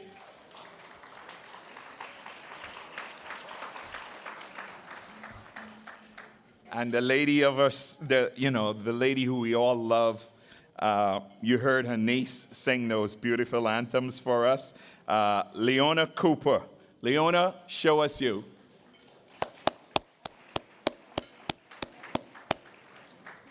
They are our honorees for tonight, and I look forward to when the Prime Minister presents their awards. Now, there's a lady here who is just slightly short of 21 years of age, and I call her the senior historian on the Bahamas. A lovely lady who I will not call up to the stage because she doesn't deserve to come up to the stage. She deserves to stay right where she is and speak to you.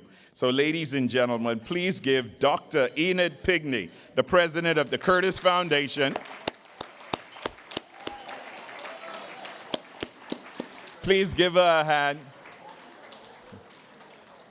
Andy, I told you, Dr. Pigney, she marches to her own drum. Give her a hand. What a lady.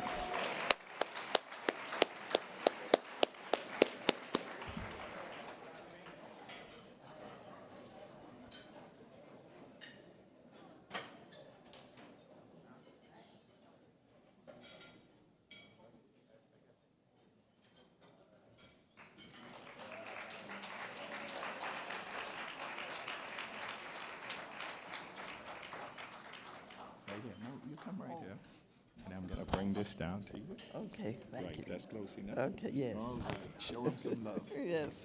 She's good. Okay. Thank you. To the Right Honorable Prime Minister Davis and the First Lady, the Consul-General who honored me last night, thank you. To all of the members of Parliament of the Bahamas and all of the members of the government of the United States of America, ladies and gentlemen, boys and girls. You can't see me? Oh, I'm sorry. No. Give it a handheld. I do want you to see me. That's good. Oh, I'm going to become a movie star. But on behalf of the Historic Hampton House Community Trust and Jackie Collier, the executive director, I bring you greetings. I bring you greetings on behalf of the Lemon City Cemetery Community Corporation and the Curtis Foundation, which is named for my parents. And the thing that the Prime Minister and I have in common is that his mother was from Exuma, my mother was from Exuma, and his father is a Cat Island man. And my father was from Cat Island, from Port Al. I think he's from Devil's Point. But anyway, I am so grateful for all of you who are here. I'm grateful for my family that's here.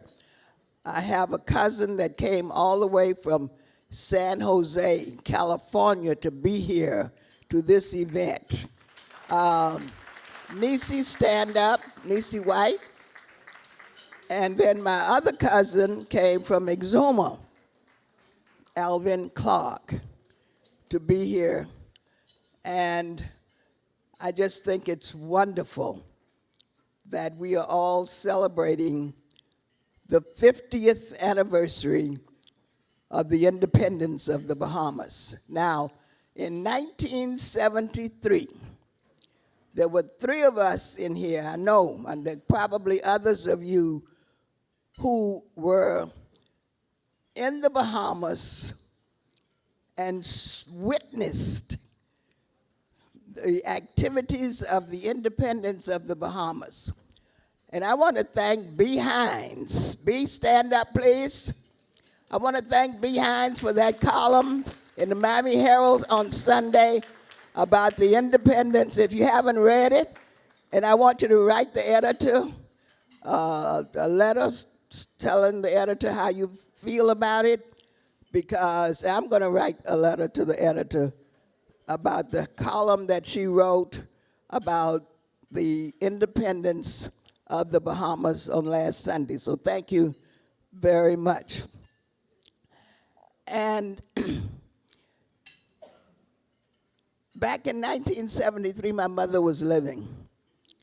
And we were told that we were going to be seated in VIP, but we couldn't tell anybody who we were because we were not VIP. So I said, fine, I won't say a word. And my mother was supposed to, we were sitting behind Governor Burns. Y'all remember Governor Burns from Florida? But anyway, I was trying to be quiet. My mother was trying to be quiet. But when they sang that song, "To God Be the Glory," she knew every word. And she got the Holy Ghost up there. And then she started telling the people that she was born in the Bahamas. And she wasn't supposed to do that. So I thought we were going to get kicked out of there. But the dignitaries were happy for her. And I'm happy tonight that I have lived long enough to see 50 years of independence for the Bahamas.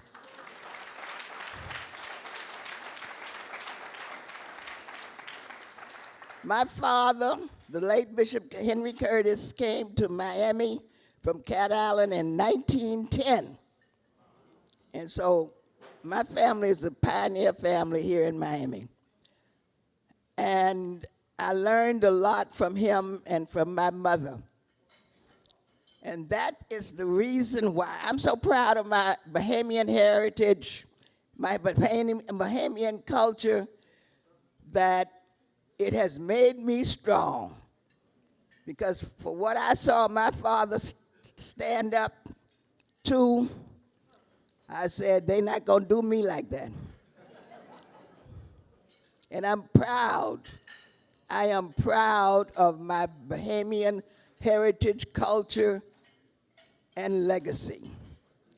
and I wish for all of you the best. Continue believing in yourself, and you'll be successful. Thank you.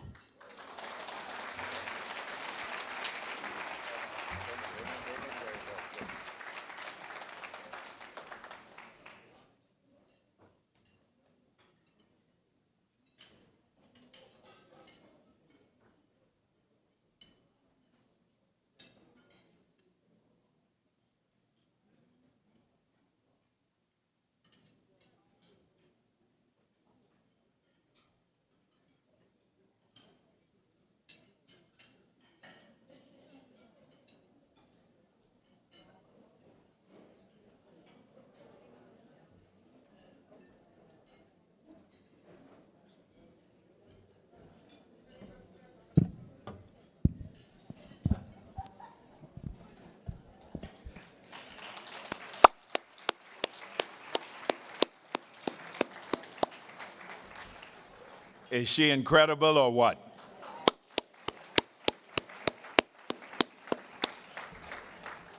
I whispered to her, I want to be just like you when I grow up. So ladies and gentlemen,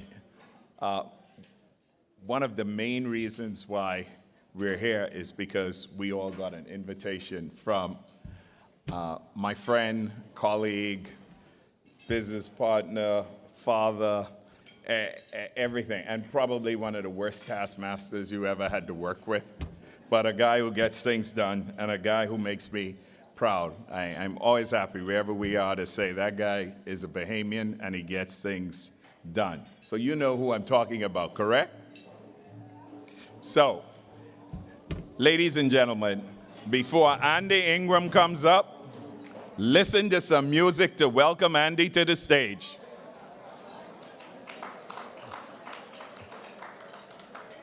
Let's go, guys. You already ate, so you got some energy. Feel the rush.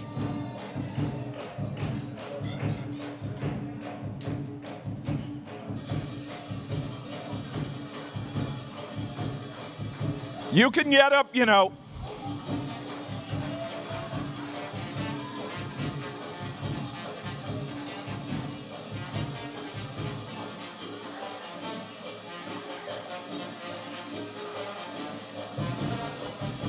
Say Saxon.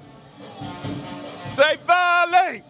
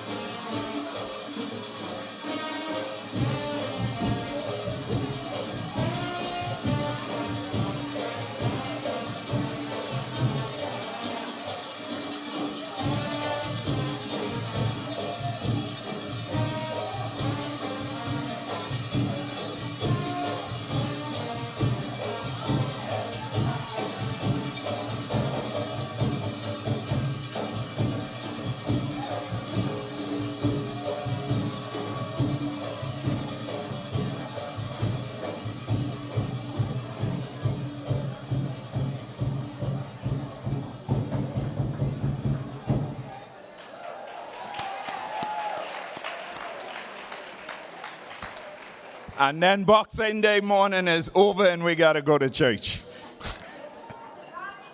The Valley Wet? All right, I got one more gift left.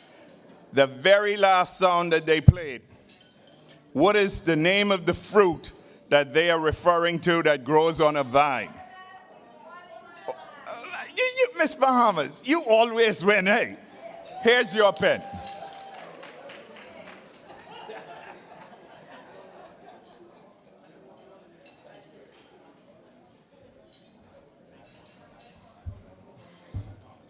Well, I hope you enjoyed a little taste of that music. All the time we celebrate this year, this 50th anniversary, there'll be a chance for some more Junkanoo. And so I hope at least you all get a chance to come around Christmas and to come around Boxing Day to see the greatest show on earth. We'll welcome you. We look forward to entertaining you, fellowshipping with you, and having a great time with you to close out this year of our 50th anniversary. So before that group came in, I started to tell you that the reason why you're here is because you got an invitation from a Bahamian. This Bahamian is nothing short of a doer, a worker. He created NABHOOD, the National Association of Black Hotel Owners, Operators, and Developers. He's this incredible marketing man, an incredible networking guy, and also a person who believes in bringing us together. And as part of his scholarship foundation, I can tell you that the most wonderful thing about my friend Dr. Angie Ingram is he always looks forward to the next generation of Bahamian students. Everything he does is about passing the wonderful knowledge that we've been able to accumulate on to the next generation. So ladies and gentlemen, please join me in welcoming our next speaker, who is going to introduce our Prime Minister, Dr. Andy Ingram. Thanks, Jerry. Prime Minister, First Lady Ms. Davis, Congresswoman Frederica Wilson, elected officials, protocol has been established, Assistant Secretary Campbell. It's not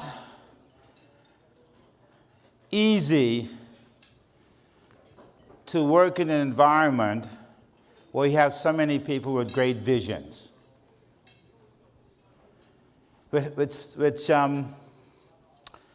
When you have a visionary that has a future for a country, it's easy to get behind that visionary. When you ask for leadership, it's easy to follow that leader.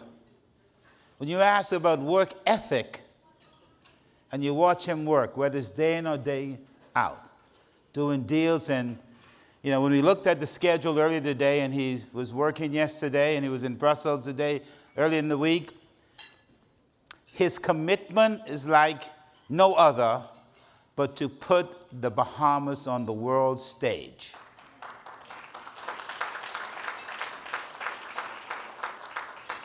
I am fortunate to be able to work in an environment where a leader is so open to new ideas and new thoughts. Whether we're establishing, as we did with one of our honorary, we put $1 million in a scholarship fund to educate young Bahamians at Florida A&M University, Will's alma mater. And while I was there, Will gave them another $5 million. But at the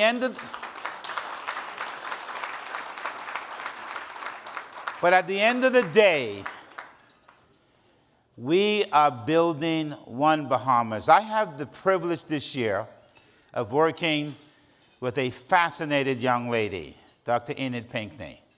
If you know Dr. Pinckney, she will call you day, night, in the middle of the day, anytime she has an idea, and she would say, Andy, I want you to do this. And I said, Dr. Pinkton, we can't. Andy, I want you to do this. But she's a guiding light. The National Association of the Bahamas, Rosie. We decided during the diaspora to follow what the Prime Minister was doing. How do we bring Bahamians together? How do we create a new vision in nation building? I'm happy to follow and work with a leader, my Prime Minister, the Honorable Philip Davis, who I will follow to the end of the rainbow because there's gold there. Prime Minister?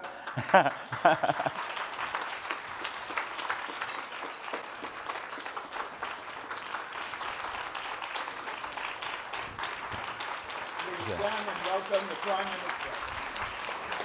Thank you, sir.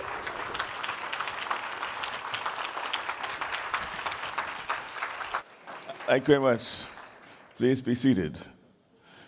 It's indeed a pleasure to be with you tonight.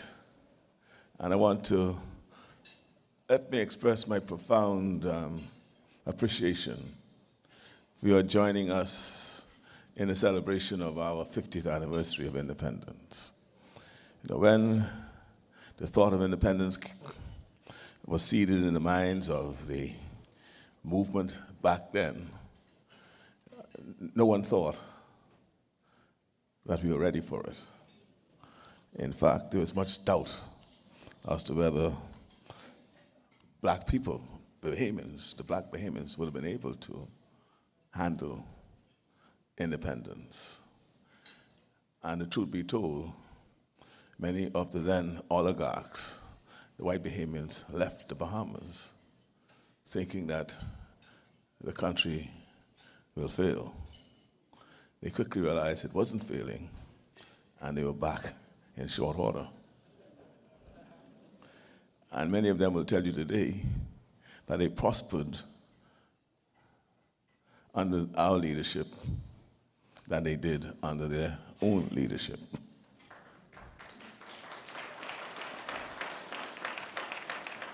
And so I'm grateful for all of you being here, for sharing this event with my wife and I, because we find that it is a significant milestone to celebrate and to enjoy. And so, ladies and gentlemen, distinguished guests, and all my fellow compatriots, let me once again say good evening and a warm welcome to the second annual Bahamas Diaspora Summit Awards Gala Dinner.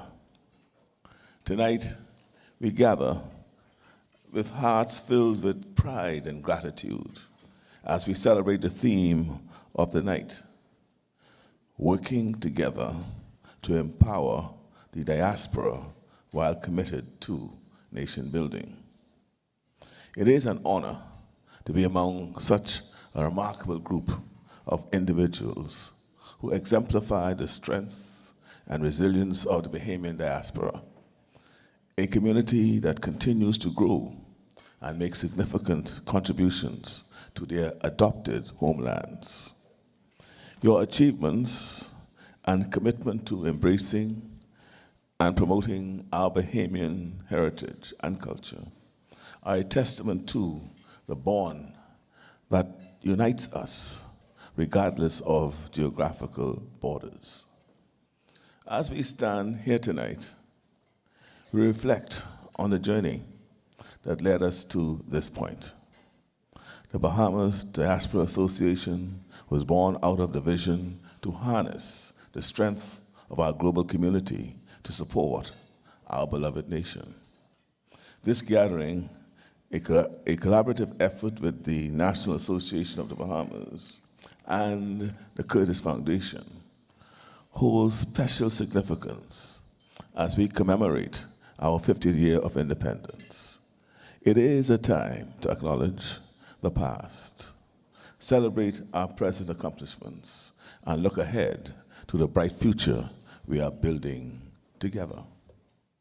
Tonight, we pay tribute to the extraordinary contributions of Bahamians from the diaspora who have shown immense dedication to their local communities. Your impact transcends borders and serves as an inspiration for all Bahamians to strive for excellence and to be global citizens making positive changes. We also take this opportunity to recognize and applaud those who have rallied to support the Bahamians and the Bahamas during the challenging times, particularly during Hurricane Dorian. Your generosity, compassion, and unwavering spirit have reminded us that the Bahamian spirit knows no boundaries. It is through solidarity and unity that we emerge stronger, ready to face any obstacle that comes our way. As we celebrate the history of the Bahamian diaspora, we cannot overlook the pioneers like Alexander Lightburn and countless others who, in the late 19th century, set foot on the mainland USA and helped build the foundation for our growth. Their determination and hard work laid the groundwork for the Bahamian presence in Florida and the southern United States. Their legacy lives on through all of us as we continue to forge new paths and create history in places we now call home. The story of Coconut Grove symbolizes the deep-rooted history of Bahamians living and working abroad. It serves as a reminder that we have a long tradition of making significant contributions wherever we find ourselves. Our ability to adapt, thrive, and persevere our cultural identity and preserve our cultural identity is what makes us truly unique.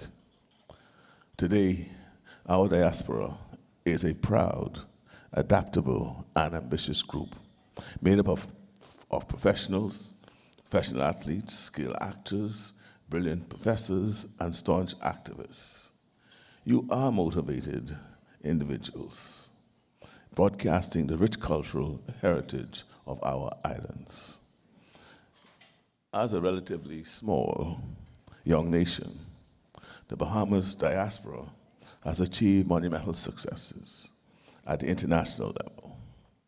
For example, our Sidney Poitier, who was born premature in Coconut Grove and went back as a premature baby to Cat Island, Artist Town, and grew up there, is but one example of the heights to which Bahamians in the diaspora have soared and could soar. From a rural, illiterate boyhood, Sir Sidney became the first black actor and the first Bahamian to win an Academy Award. Our country can also boast that the first black mayor in Britain, Alan Glaser Minns, was a Bahamian. That a prominent U.S. civil rights activist and leader of the NAACP, James Weldon Johnson, was a Floridian of Bahamian descent. And that countless Bahamians have gone on to excel in the NBA, the Major League Baseball, MLB, and other sports leagues across the United States and beyond. Just this past week, in the ambit of athletics, Stephen Gardner produced the world-leading time in the 400 meters, clocking in at 43.74 seconds.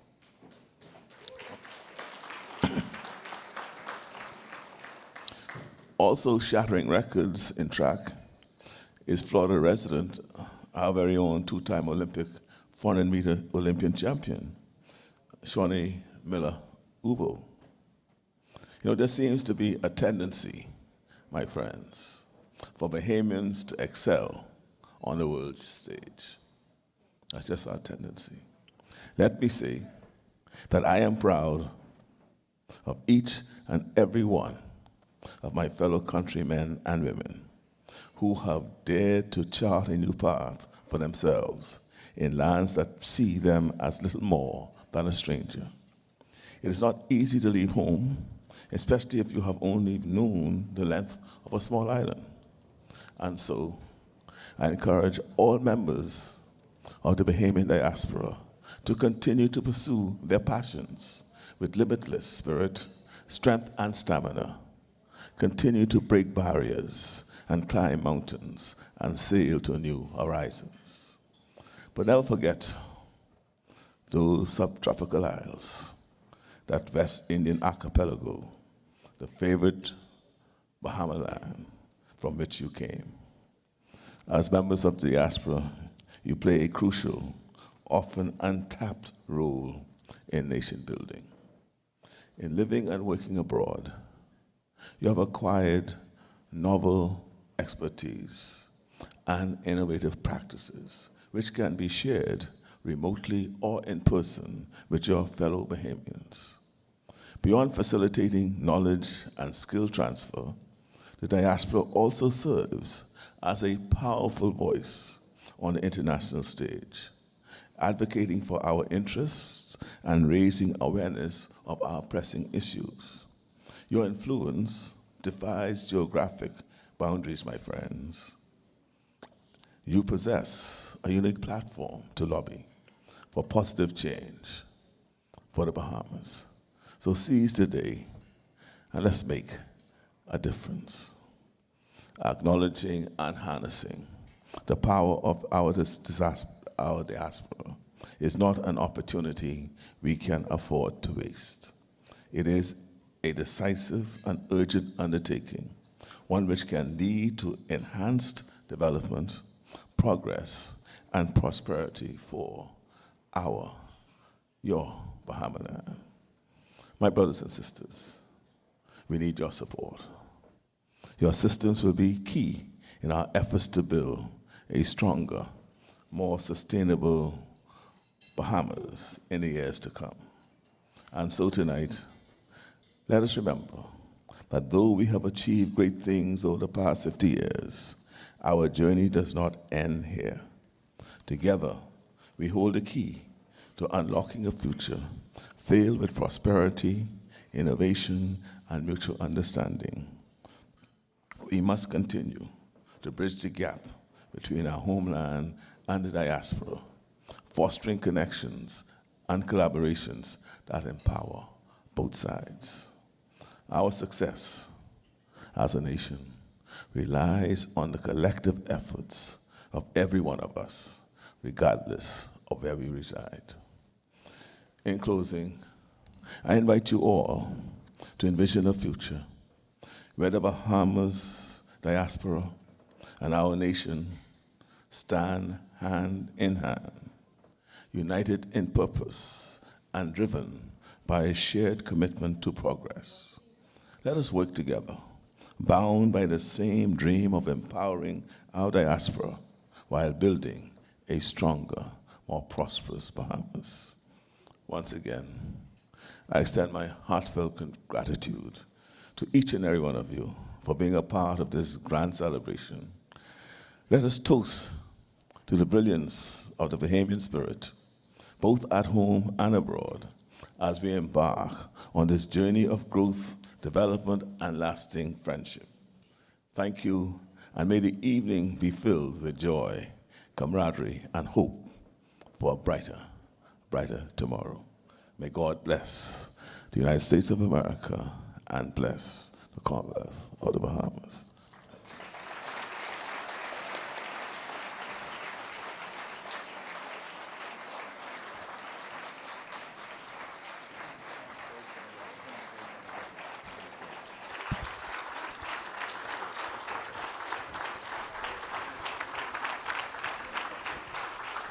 Jerry, call Congresswoman. Ladies and gentlemen, we will move on to the next phase of our program, which is the reason you're here, the presentation of the Diaspora Awards. I'm going to ask Congresswoman Frederica Wilson to present the very first award for the diaspora, and Dr.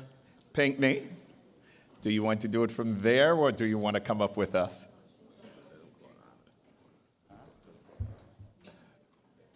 She gets to decide.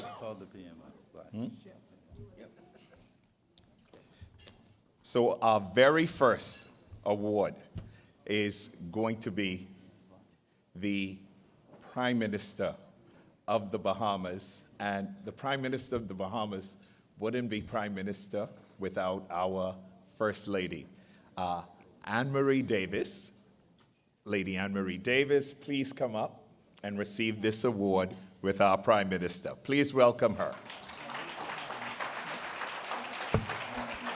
Thank you so much. Before I present the award, I want to recognize some very special guests in the audience. We have the mayor of Miami Gardens, Rodney Harris, and his wife, who is a Bahamian. Please stand. We also have former mayor of West Park, Mr. Eric Jones, who is a Bahamian, and his wife, who is Bahamian. They are the parents of our Senator Chevron Jones. And we have Dr. Reynolds, who I call the COVID doctor, who came and gave vaccinations to all of the black people who didn't want to be vaccinated, and his wife. Please stand, Dr. Reynolds. Let's welcome them. Tonight, I'm honored to recognize our dear, dear friend, the Honorable Prime Minister Philip Davis, for his remarkable dedication to public service. In Prime Minister Davis, we have a beacon of hope and an exemplar of leadership. Under his guidance, the island nation has surged forward with an unwavering commitment to progress and to prosperity. From increasing the minimum wage to expanding health care access and leading the charge on climate change, his vision for a united and thriving Bahamas sets an inspiring example for the whole world. Prime Minister Davis's impact extends far beyond our borders, earning admiration and respect from leaders worldwide. He has been an advocate for regional and international cooperation, building bridges with neighboring nations, and promoting stability in the Caribbean region. His diplomacy, his wisdom, his integrity have cemented his place as a true statesman. Prime Minister Davis has been a trailblazer in promoting equal rights, and he doesn't just talk the talk, he walks the walk. He has made it a centerpiece of his administration with the appointment of a record number of women to his cabinet for the first time in Bahamian history. Let's give him a big round of applause.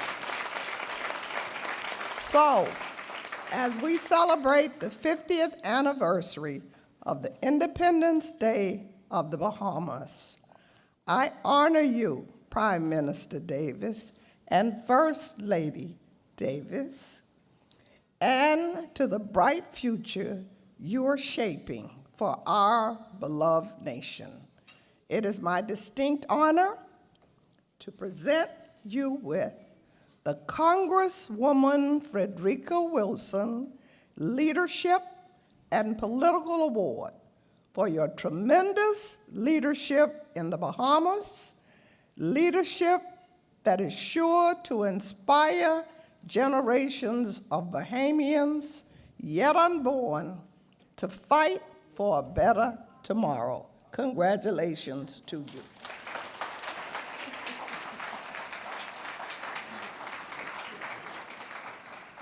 Take a photo.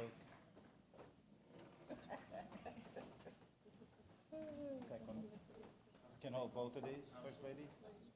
Can you hold both of these?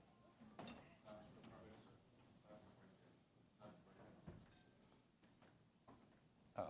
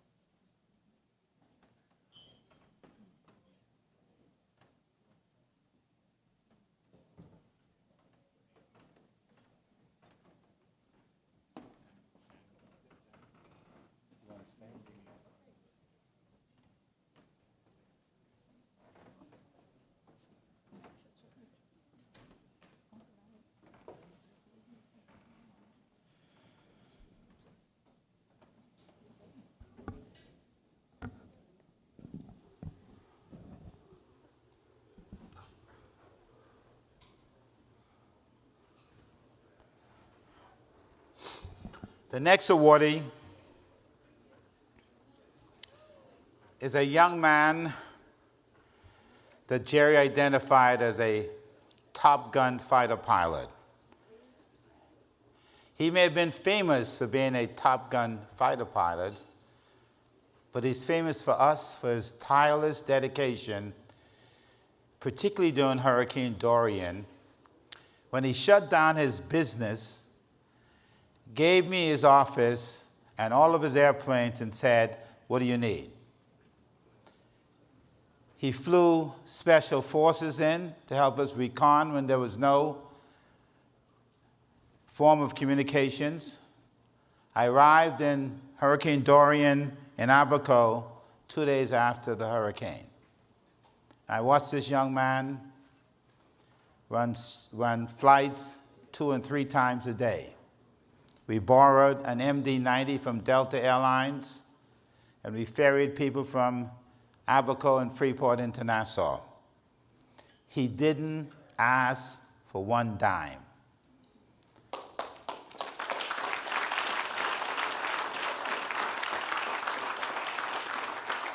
Ladies and gentlemen, join me in welcoming to the stage my friend, Rob Cirillo, from Tropic Ocean Airways, one of the largest sea-based airplane companies in the Caribbean. Congratulations to Rob Saravallo, receiving the Bahamas Diaspora Relief Award. Uh-oh, it slips in here. Sorry. Rob, you want to say a few words? Top Gun. Thank you very much. You didn't tell me I had to prepare a speech, so I'll keep this very short. I'm honored, Prime Minister, to be here. I met Andy during Hurricane Joaquin, actually. Exactly. And we've said the same thing every time. By the way, quick round of applause. I have representatives from all the departments of my company at the table. They were... and your wife. Andy and I had the idea. They did the work, flying the airplanes, maintaining the airplanes, taking the calls, loading the people, and loading the cargo. But I've said the same thing every hurricane comes through. Look, the U.S. and the Bahamas, especially South Florida and the Bahamas, we're family. And when a family member needs help, the rest of the family rallies. And we'll always be there for the Bahamas. So thank you so much for this. We're honored. Take a picture. Congresswoman. Rosie? Curtis Foundation. Mr. Saravallo is a former U.S. Navy fighter pilot with an illustrious career, including 2 air medals. He is the founder of Tropic Ocean Airways, a commuter seaplane airline headquartered in Florida, servicing Florida, the Bahamas, and the Northeast USA. The company has grown to include medevac and air ambulance services. Tropic Ocean Airways' dedication was exemplified in the dire aftermath of Hurricane Dorian in 2019, when the team worked tirelessly for 18 consecutive days, providing relief efforts to support all of those affected in the Bahamas. Our next awardee. Thank you.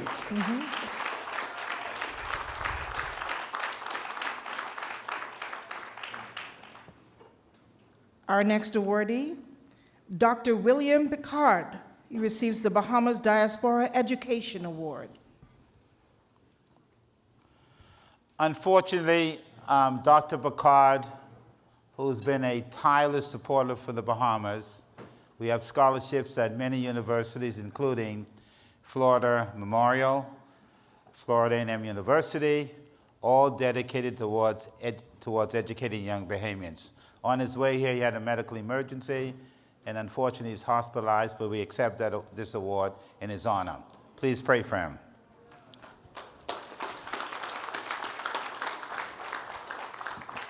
No, this is another one. Yeah. Our next awardee?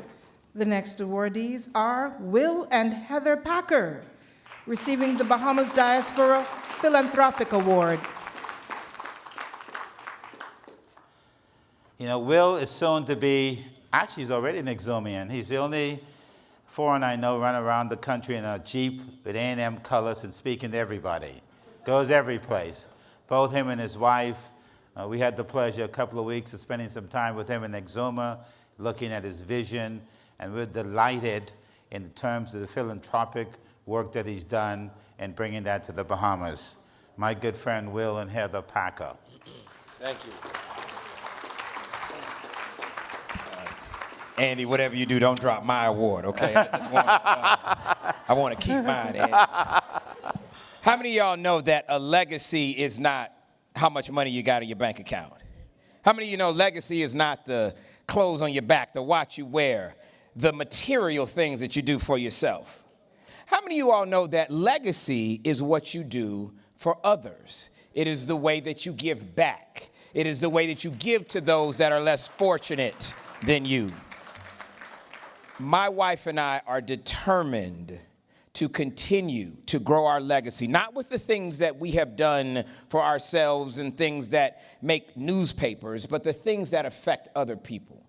The country of the Bahamas has welcomed us with open arms. It is our second home. We love the country of the Bahamas and the people of the Bahamas. And we will continue to give and to push our efforts towards your amazing country and these amazing people. Now, I want to allow the person who is the true heart and soul of this partnership, the wind beneath my wings, and the reason that the Packer Family Foundation does all that we do. Ladies and gentlemen, start clapping right now for my amazing wife, Mrs. Heather Packer. Thank you. I'll be brief. Many years ago, my husband and I decided to vacation in the Bahamas, and we decided to go to Exuma, and we stepped foot off of that plane and saw that blue water and fell in love. Not only continued with each other, but with the country of the Bahamas, the blue water, the people, the culture, the food, and it just got ingrained in us. And we made a pledge to ourselves to make a difference in the Bahamas, and we are going to continue to do that. And we are just getting started. So thank you so much to the Bahamas Diaspora Association for this award. Thank you, Andy Ingram, for recognizing us, and we're going to continue to do the great works because faith without work is, and we're going to keep working. Thank you so much. Will and Heather Packer, often referred to as one of the most influential power couples in the entertainment industry, use their platform to support important and urgent causes and missions. They have given generously to provide food, clothing, housing, and scholarship assistance to individuals across America, as well as the Bahamas, their adopted country. They have supported many Bahamians, as well as community causes in the country, including the 2022 Exuma Island New Year's celebrations, the Exuma Community Softball and Parks Association, and the 2023 Bahamas Independence Celebrations in Exuma. Another round of applause for them.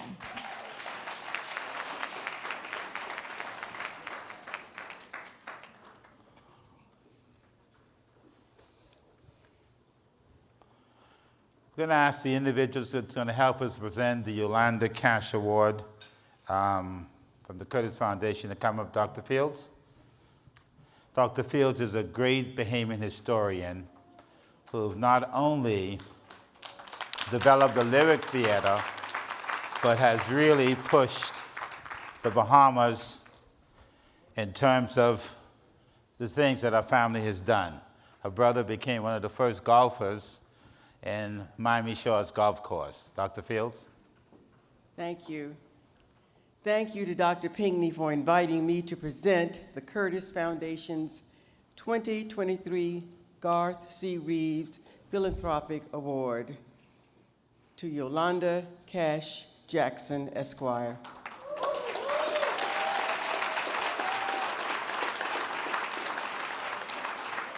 A few words about Garth Reeves Sr. as she's coming up.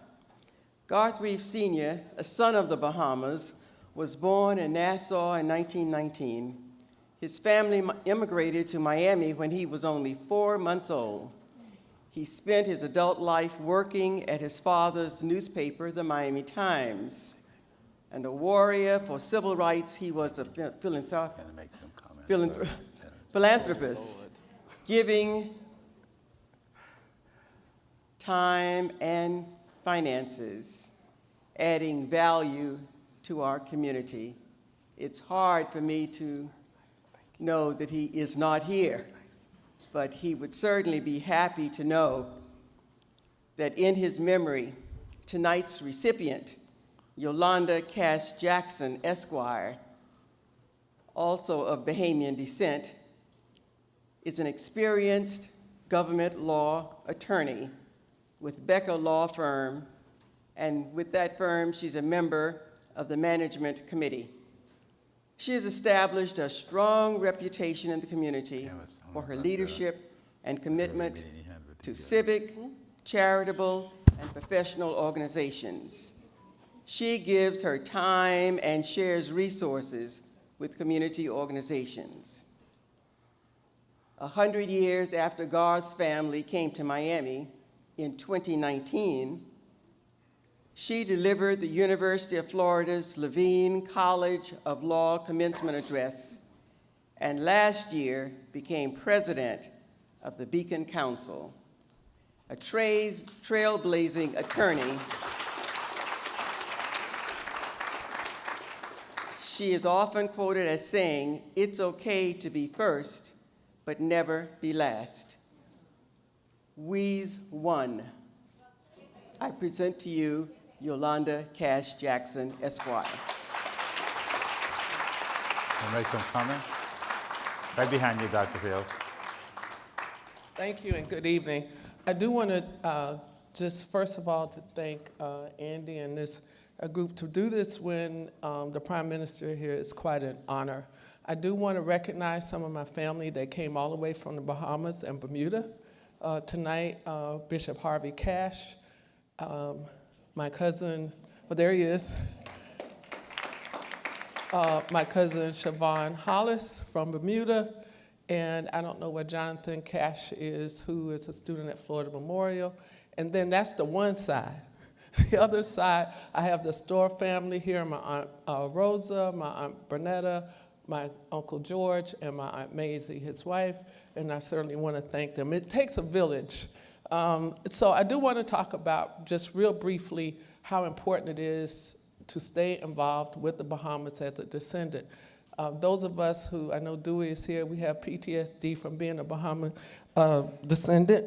I ate fish with bones at 2. I thought that vinegar didn't have a V in it. It was vinegar. And I thought everybody that died had a band at the end. But we laugh about it, but there was a group at Pinckney and others. Carl Williams, I don't know if you remember Carl Williams. It was before Jack and Jill. It was called Fruits of the Saints. And it was a time when they brought us all together, the children of Bahamians. And I think my grandparents say the name Rosa and Alfred Storr say the name, William Henry Cash and Ruth Cash say the name, my great-grandfather Ezekiel Cash, of which we are descendants, Rose Ethel Glass, of which we are descendants. Say their name, teach your children your history. Thank you very much.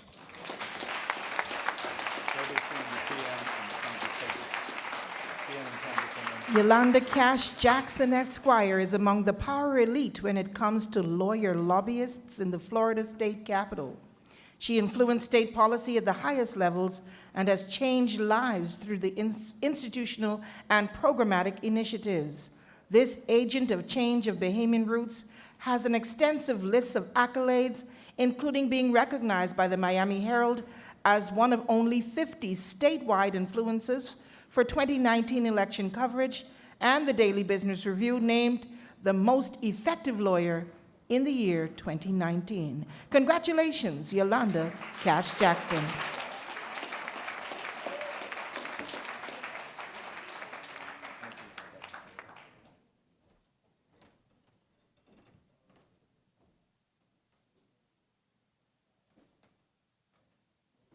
Our next awardee is Dewey Knight III.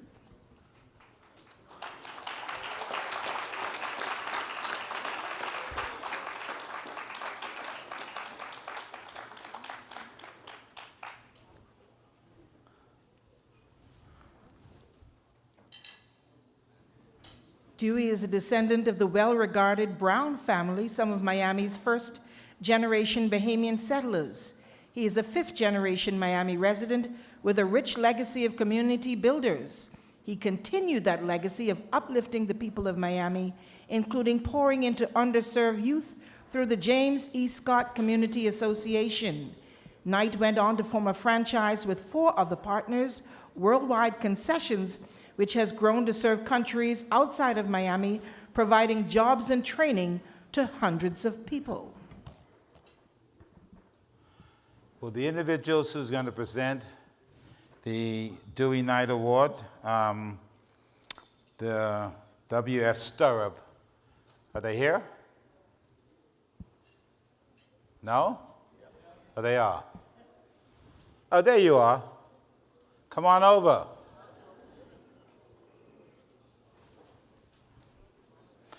The Stirrup families, one of the oldest families in Coconut Grove.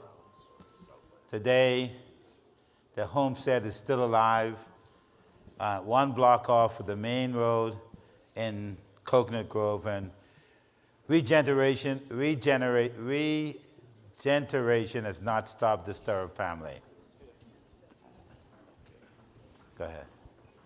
Okay, Mr. Knight, Andy told me to be very, very, very brief.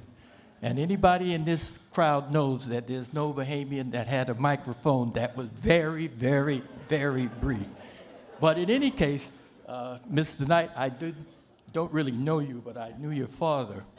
And your father used to get together with Father Gibson of the NACP and Dr. J.O. Brown of CORE, and all of those guys used to meet at the Hampton House and plan what they were going to do in Miami as far as civil rights was concerned.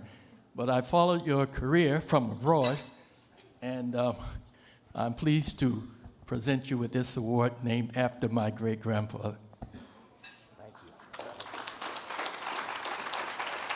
Thank you. Say it, please. Good evening. Brother Simpson, you don't know me, but I had the privilege of watching your mother just 1 block away as a pediatrician, 1 block away from my house on 55th Street all of my life. And I am in an organization with your father. I've always looked up and honored Dr. Simpson, both Dr. Simpsons. So I am grateful. I would urge you to read about his great-grandfather, Mr. Stirrup, a brilliant business person, philanthropic person who helped to build the great Christ Episcopal Church. I am not worthy, but I am grateful to stand today. It's kind of surreal because 50 years ago, Prime Minister, I was in Clifford Park as a little boy saying, "Hoist the flag, hoist the flag." And I'm here today. So I am very grateful. My maternal grandparents, one born in San Salvador and the other born in Nassau. So I am grateful, and I'm sure that they are smiling. I'd like to give thanks to the apples of my eye, my wife, Sabrina, who lets me do this work, and my daughter, Morgan, and my friends and family who are here, a lot of Bethune-Cookman Wildcats, and my coach, Walt Frazier, the legend, the legendary football coach, Walt Frazier, who graced us tonight. 20 years ago, I would have taken this award to my head. Now I take it to my heart as gasoline to do more in our community, to reach out more in our Bahama land, and to be of service, because I live by the creed, our life is a gift from God, and what we do with our lives is our gift to God. Thank you to Dr. Enid Pinckney, who pushed me for this award and made me take it. You don't bother with that little woman from Exuma. She give you orders, you take them.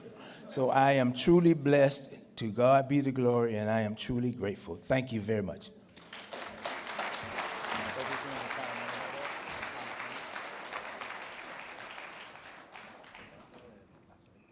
Mr. Dewey Knight III receiving the EWF Stirrup Senior Entrepreneurship and Community Development Award.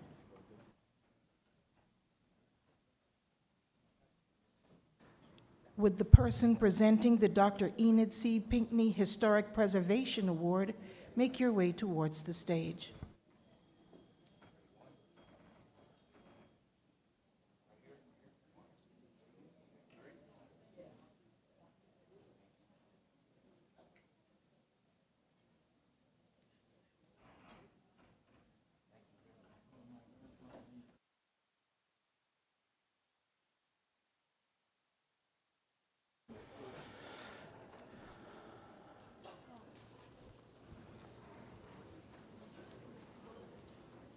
The next awardee is Leona Cooper Baker, receiving the Dr. Enid C. Pinckney Historic Preservation Award.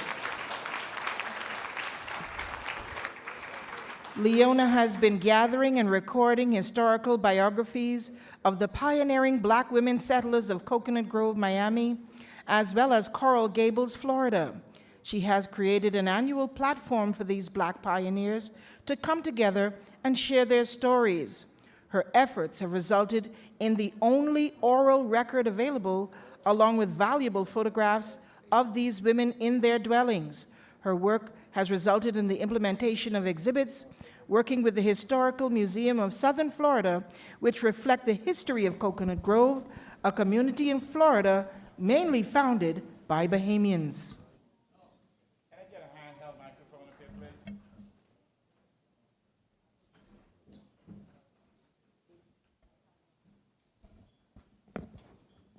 Wait a minute, no. Stand too? Is it? Thank you. I am very happy to present this award to Leona Cooper Baker. Now, I understand she has a lot of relatives that came from out of town to see her get this award. And where are you? Okay. All right. Okay. All right. And the thing about it is, I'm not going to go over what they already said, because I know you can read, and you read it. But what I want to talk about Leona is, I think most of you who know her know she was born and reared in Christ Church in Coconut Grove. Okay. So you all know that. But what impressed me about her, now I was born and reared in the Church of God of Prophecy. And they have one in Coconut Grove too on Grand Avenue. They had one on Coconut Grove. But what impressed me about Leona is that they had some problems with one of the ministers and the money and all of that, you know. So, and Leona heard that they were losing the church, and she knew how hard those Bahamians had worked, like Sister Flora McKenzie. Where's her daughter is here. Brandhilda, Dr. Brandhilda McKenzie is here. Her mama, Sister Bell, all those Bahamians that used to cook the conch fritters and conch salad and all that. And in fact, Jack Bell, anybody remembers Jack Bell from the Miami Herald, wrote a column about that good cooked food that was in the shack there on Grand Avenue. But anyway, those Bahamians worked hard to get that church. And Leona knew all of them. And she just hated to see them lose that church. And so she called me on the telephone, and she told me that we had to raise some money to try to save that church. And I was really impressed with that because she wasn't a member of the church. But she worked, because we didn't save it, but at least she put the effort forth to keep that tradition and the heritage of those saints from that church. And that has been her life. And I appreciate that. And I said, thank you, and may God continue to bless you. Amen.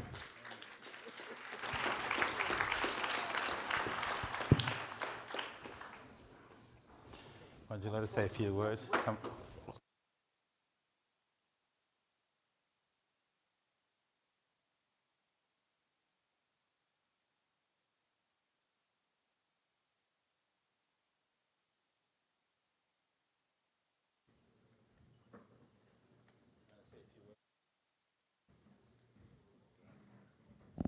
Good evening.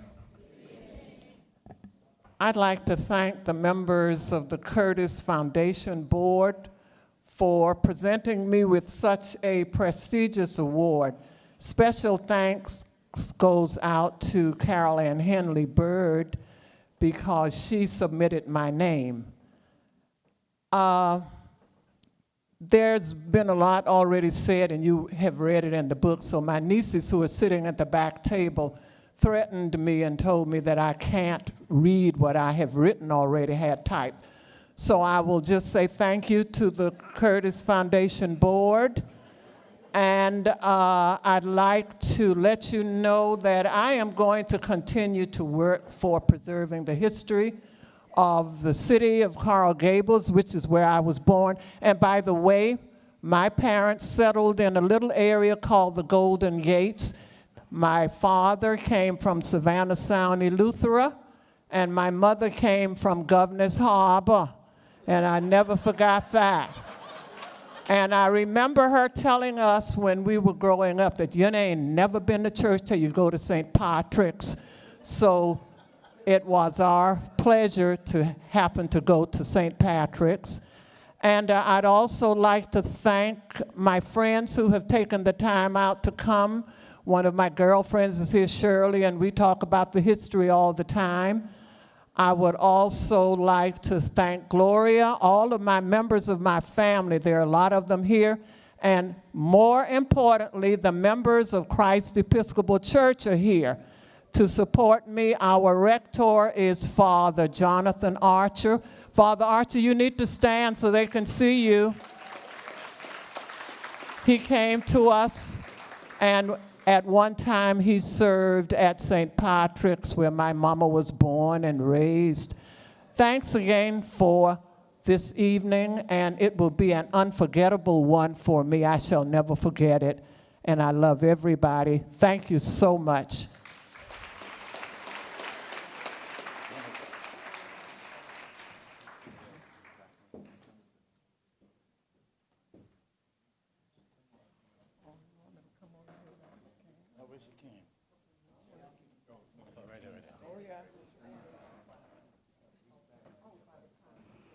Would the person presenting the M. Atherley Range Community Service Award make your way to the stage?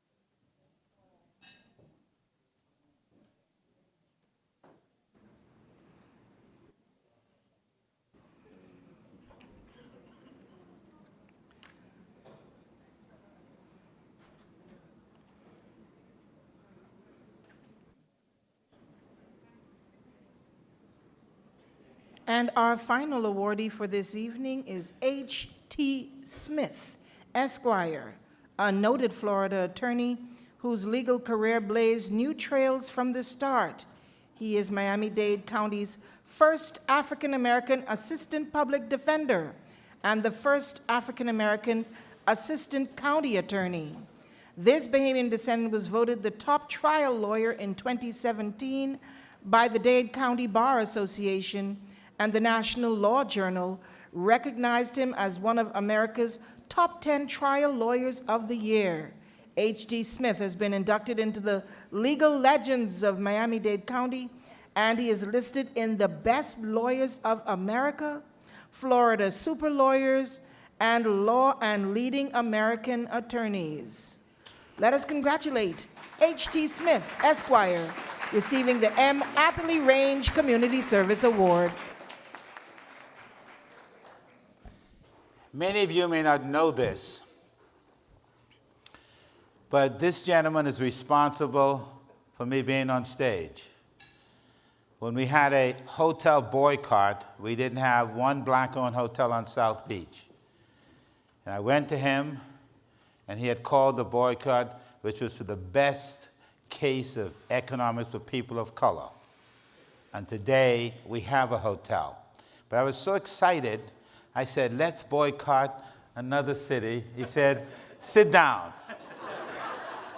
You're the only person that knows about this industry. You're going to provide us with the intelligence and information for the industry. And he came to San Francisco and spoke to about 400 meeting planners and says, don't come. And that's why today we had the Royal Palm Hotel on South Beach. My good friend, H.T. Smith.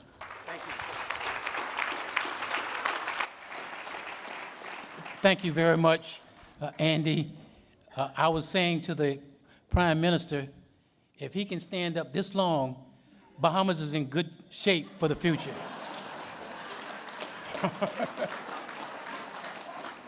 And we're so proud of our Congresswoman. You know, you heard about what she did with regard to the servicemen. Every day she's making life better for us quietly. And you know she's not well. She's not feeling well tonight, but she's here for the entire time. And she's standing too, so I'm going to be short. Let me just thank God from whom all blessings flow.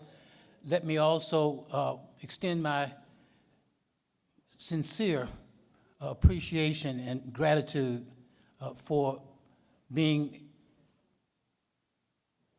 selected as one of these distinguished individuals to be honored tonight. You know, you're judged by the company you keep. Look at the people who I'm being honored with. Let's give them another round of applause.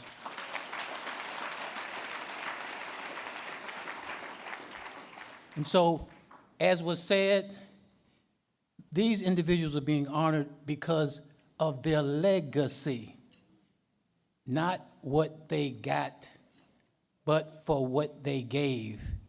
And I assure you that I and all of them will keep giving to our community, to our people, and to the Bahamas. By the way, very few people out here know that I was Bahamian descent. I'm a DeVoe. I'm from the DeVoe branch. of the Bahamian family. And so thank you very much. A beautiful night. Thank you so much. Good night. Picture of the pier.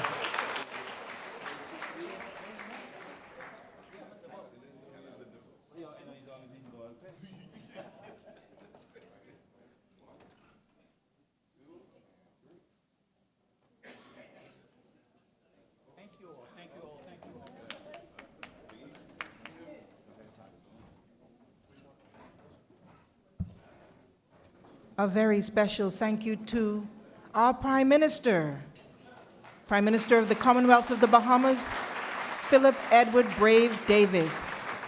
He is perhaps best known as a politician serving as leader of the Progressive Liberal Party and member of Parliament for Cat Island, Rum Cay, and San Salvador. He is known both locally and internationally also as a corporate and human rights lawyer, and his appointment as King's Counsel, the highest possible honor which is conferred on those practicing law in the English legal system anywhere in the world, came in recognition of both his highly successful legal practice, but also his contribution to legal education. Prime Minister Davis has become a leading voice for small island developing states all around the world on matters of climate change and sustainability. And as Prime Minister, he has repositioned the Bahamas as a global leader in digital assets with the launch of the country's white paper on the future of digital assets. Mr. Davis is recognized for his government's bold initiatives in laying the framework for the administration's policy on the launch of its carbon credits exchange regime. He is truly a phenomenal leader. Thank you.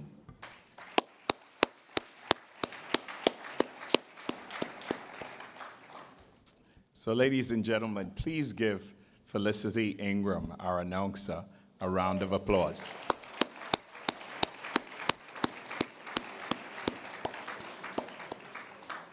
So nothing now remains except for me to give a wonderful thank you to the hotel staff,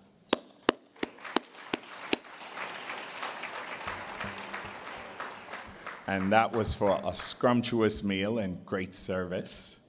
A wonderful thank you to the awardees and their families who came here to support them.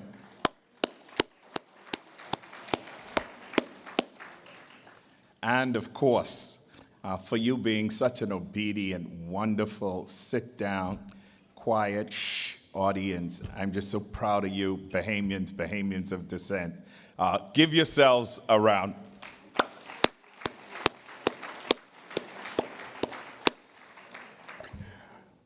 And so before I thank you, period, I want to say on your way home, please have a safe trip. And since I have to be in church tomorrow, I'd better say, bow your heads. The Lord bless thee and keep thee. The Lord let his face shine upon thee and be gracious unto thee. And may the good Lord lift up his countenance upon thee and give thee peace. Amen.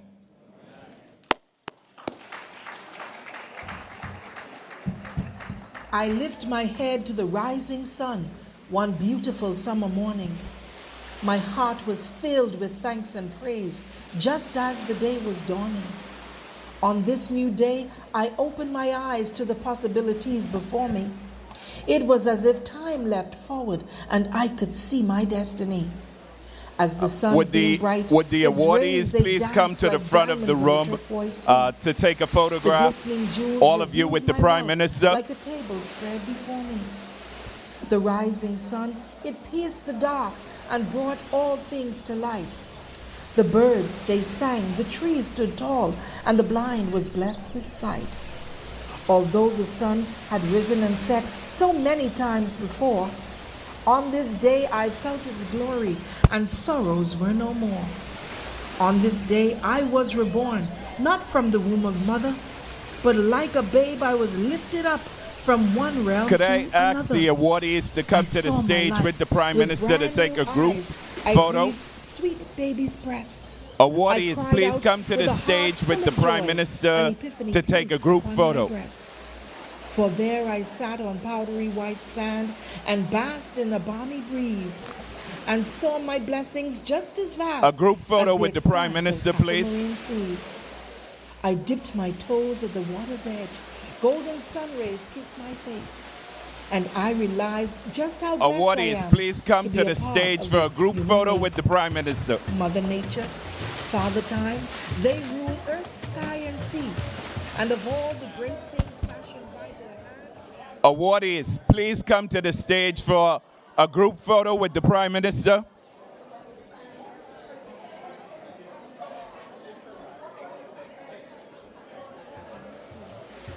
the good Lord saw it fit to give me the Bahamas. Awardees, please come to the stage for a group photo with the Prime Minister. Terry, Prime Minister, please.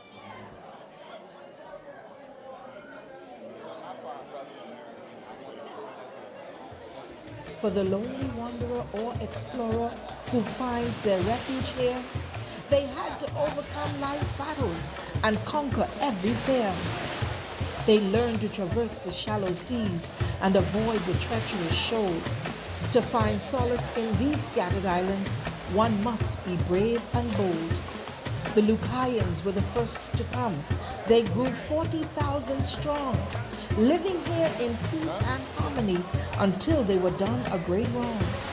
They Call their welcomed names. Christopher Columbus, accepted him into the fold. but he Dewey, took the people Dewey as Knight, please come to the stage. H.T. Smith, please come to the stage.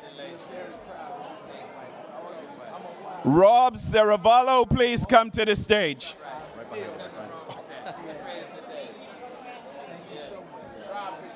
Lenore Cooper, please come to the stage.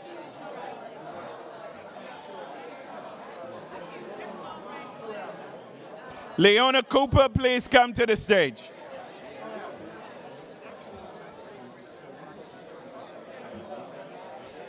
H.T. Smith, need you on stage. Okay. When the Spaniards the British came to claim this archipelago, H.T. Woodes Smith, I Rogers need you brought on the stage, people and please. religion. The pirates had to go. As North America colonized, so are we. King Charles's gift to the Lords of H.T. Carolina. Smith, I need But you on as stage, Lady please. Liberty progressed, a dark story came behind her. To build great cities and lay the roads, countless had to pay the price. The transatlantic slave trade was Africa's biggest sacrifice. They stole them from the motherland, a mighty people, 12 million strong. Enslaved and tortured, these kings and queens were done all manner of wrong. And from the shores of Carolina, some made their way to the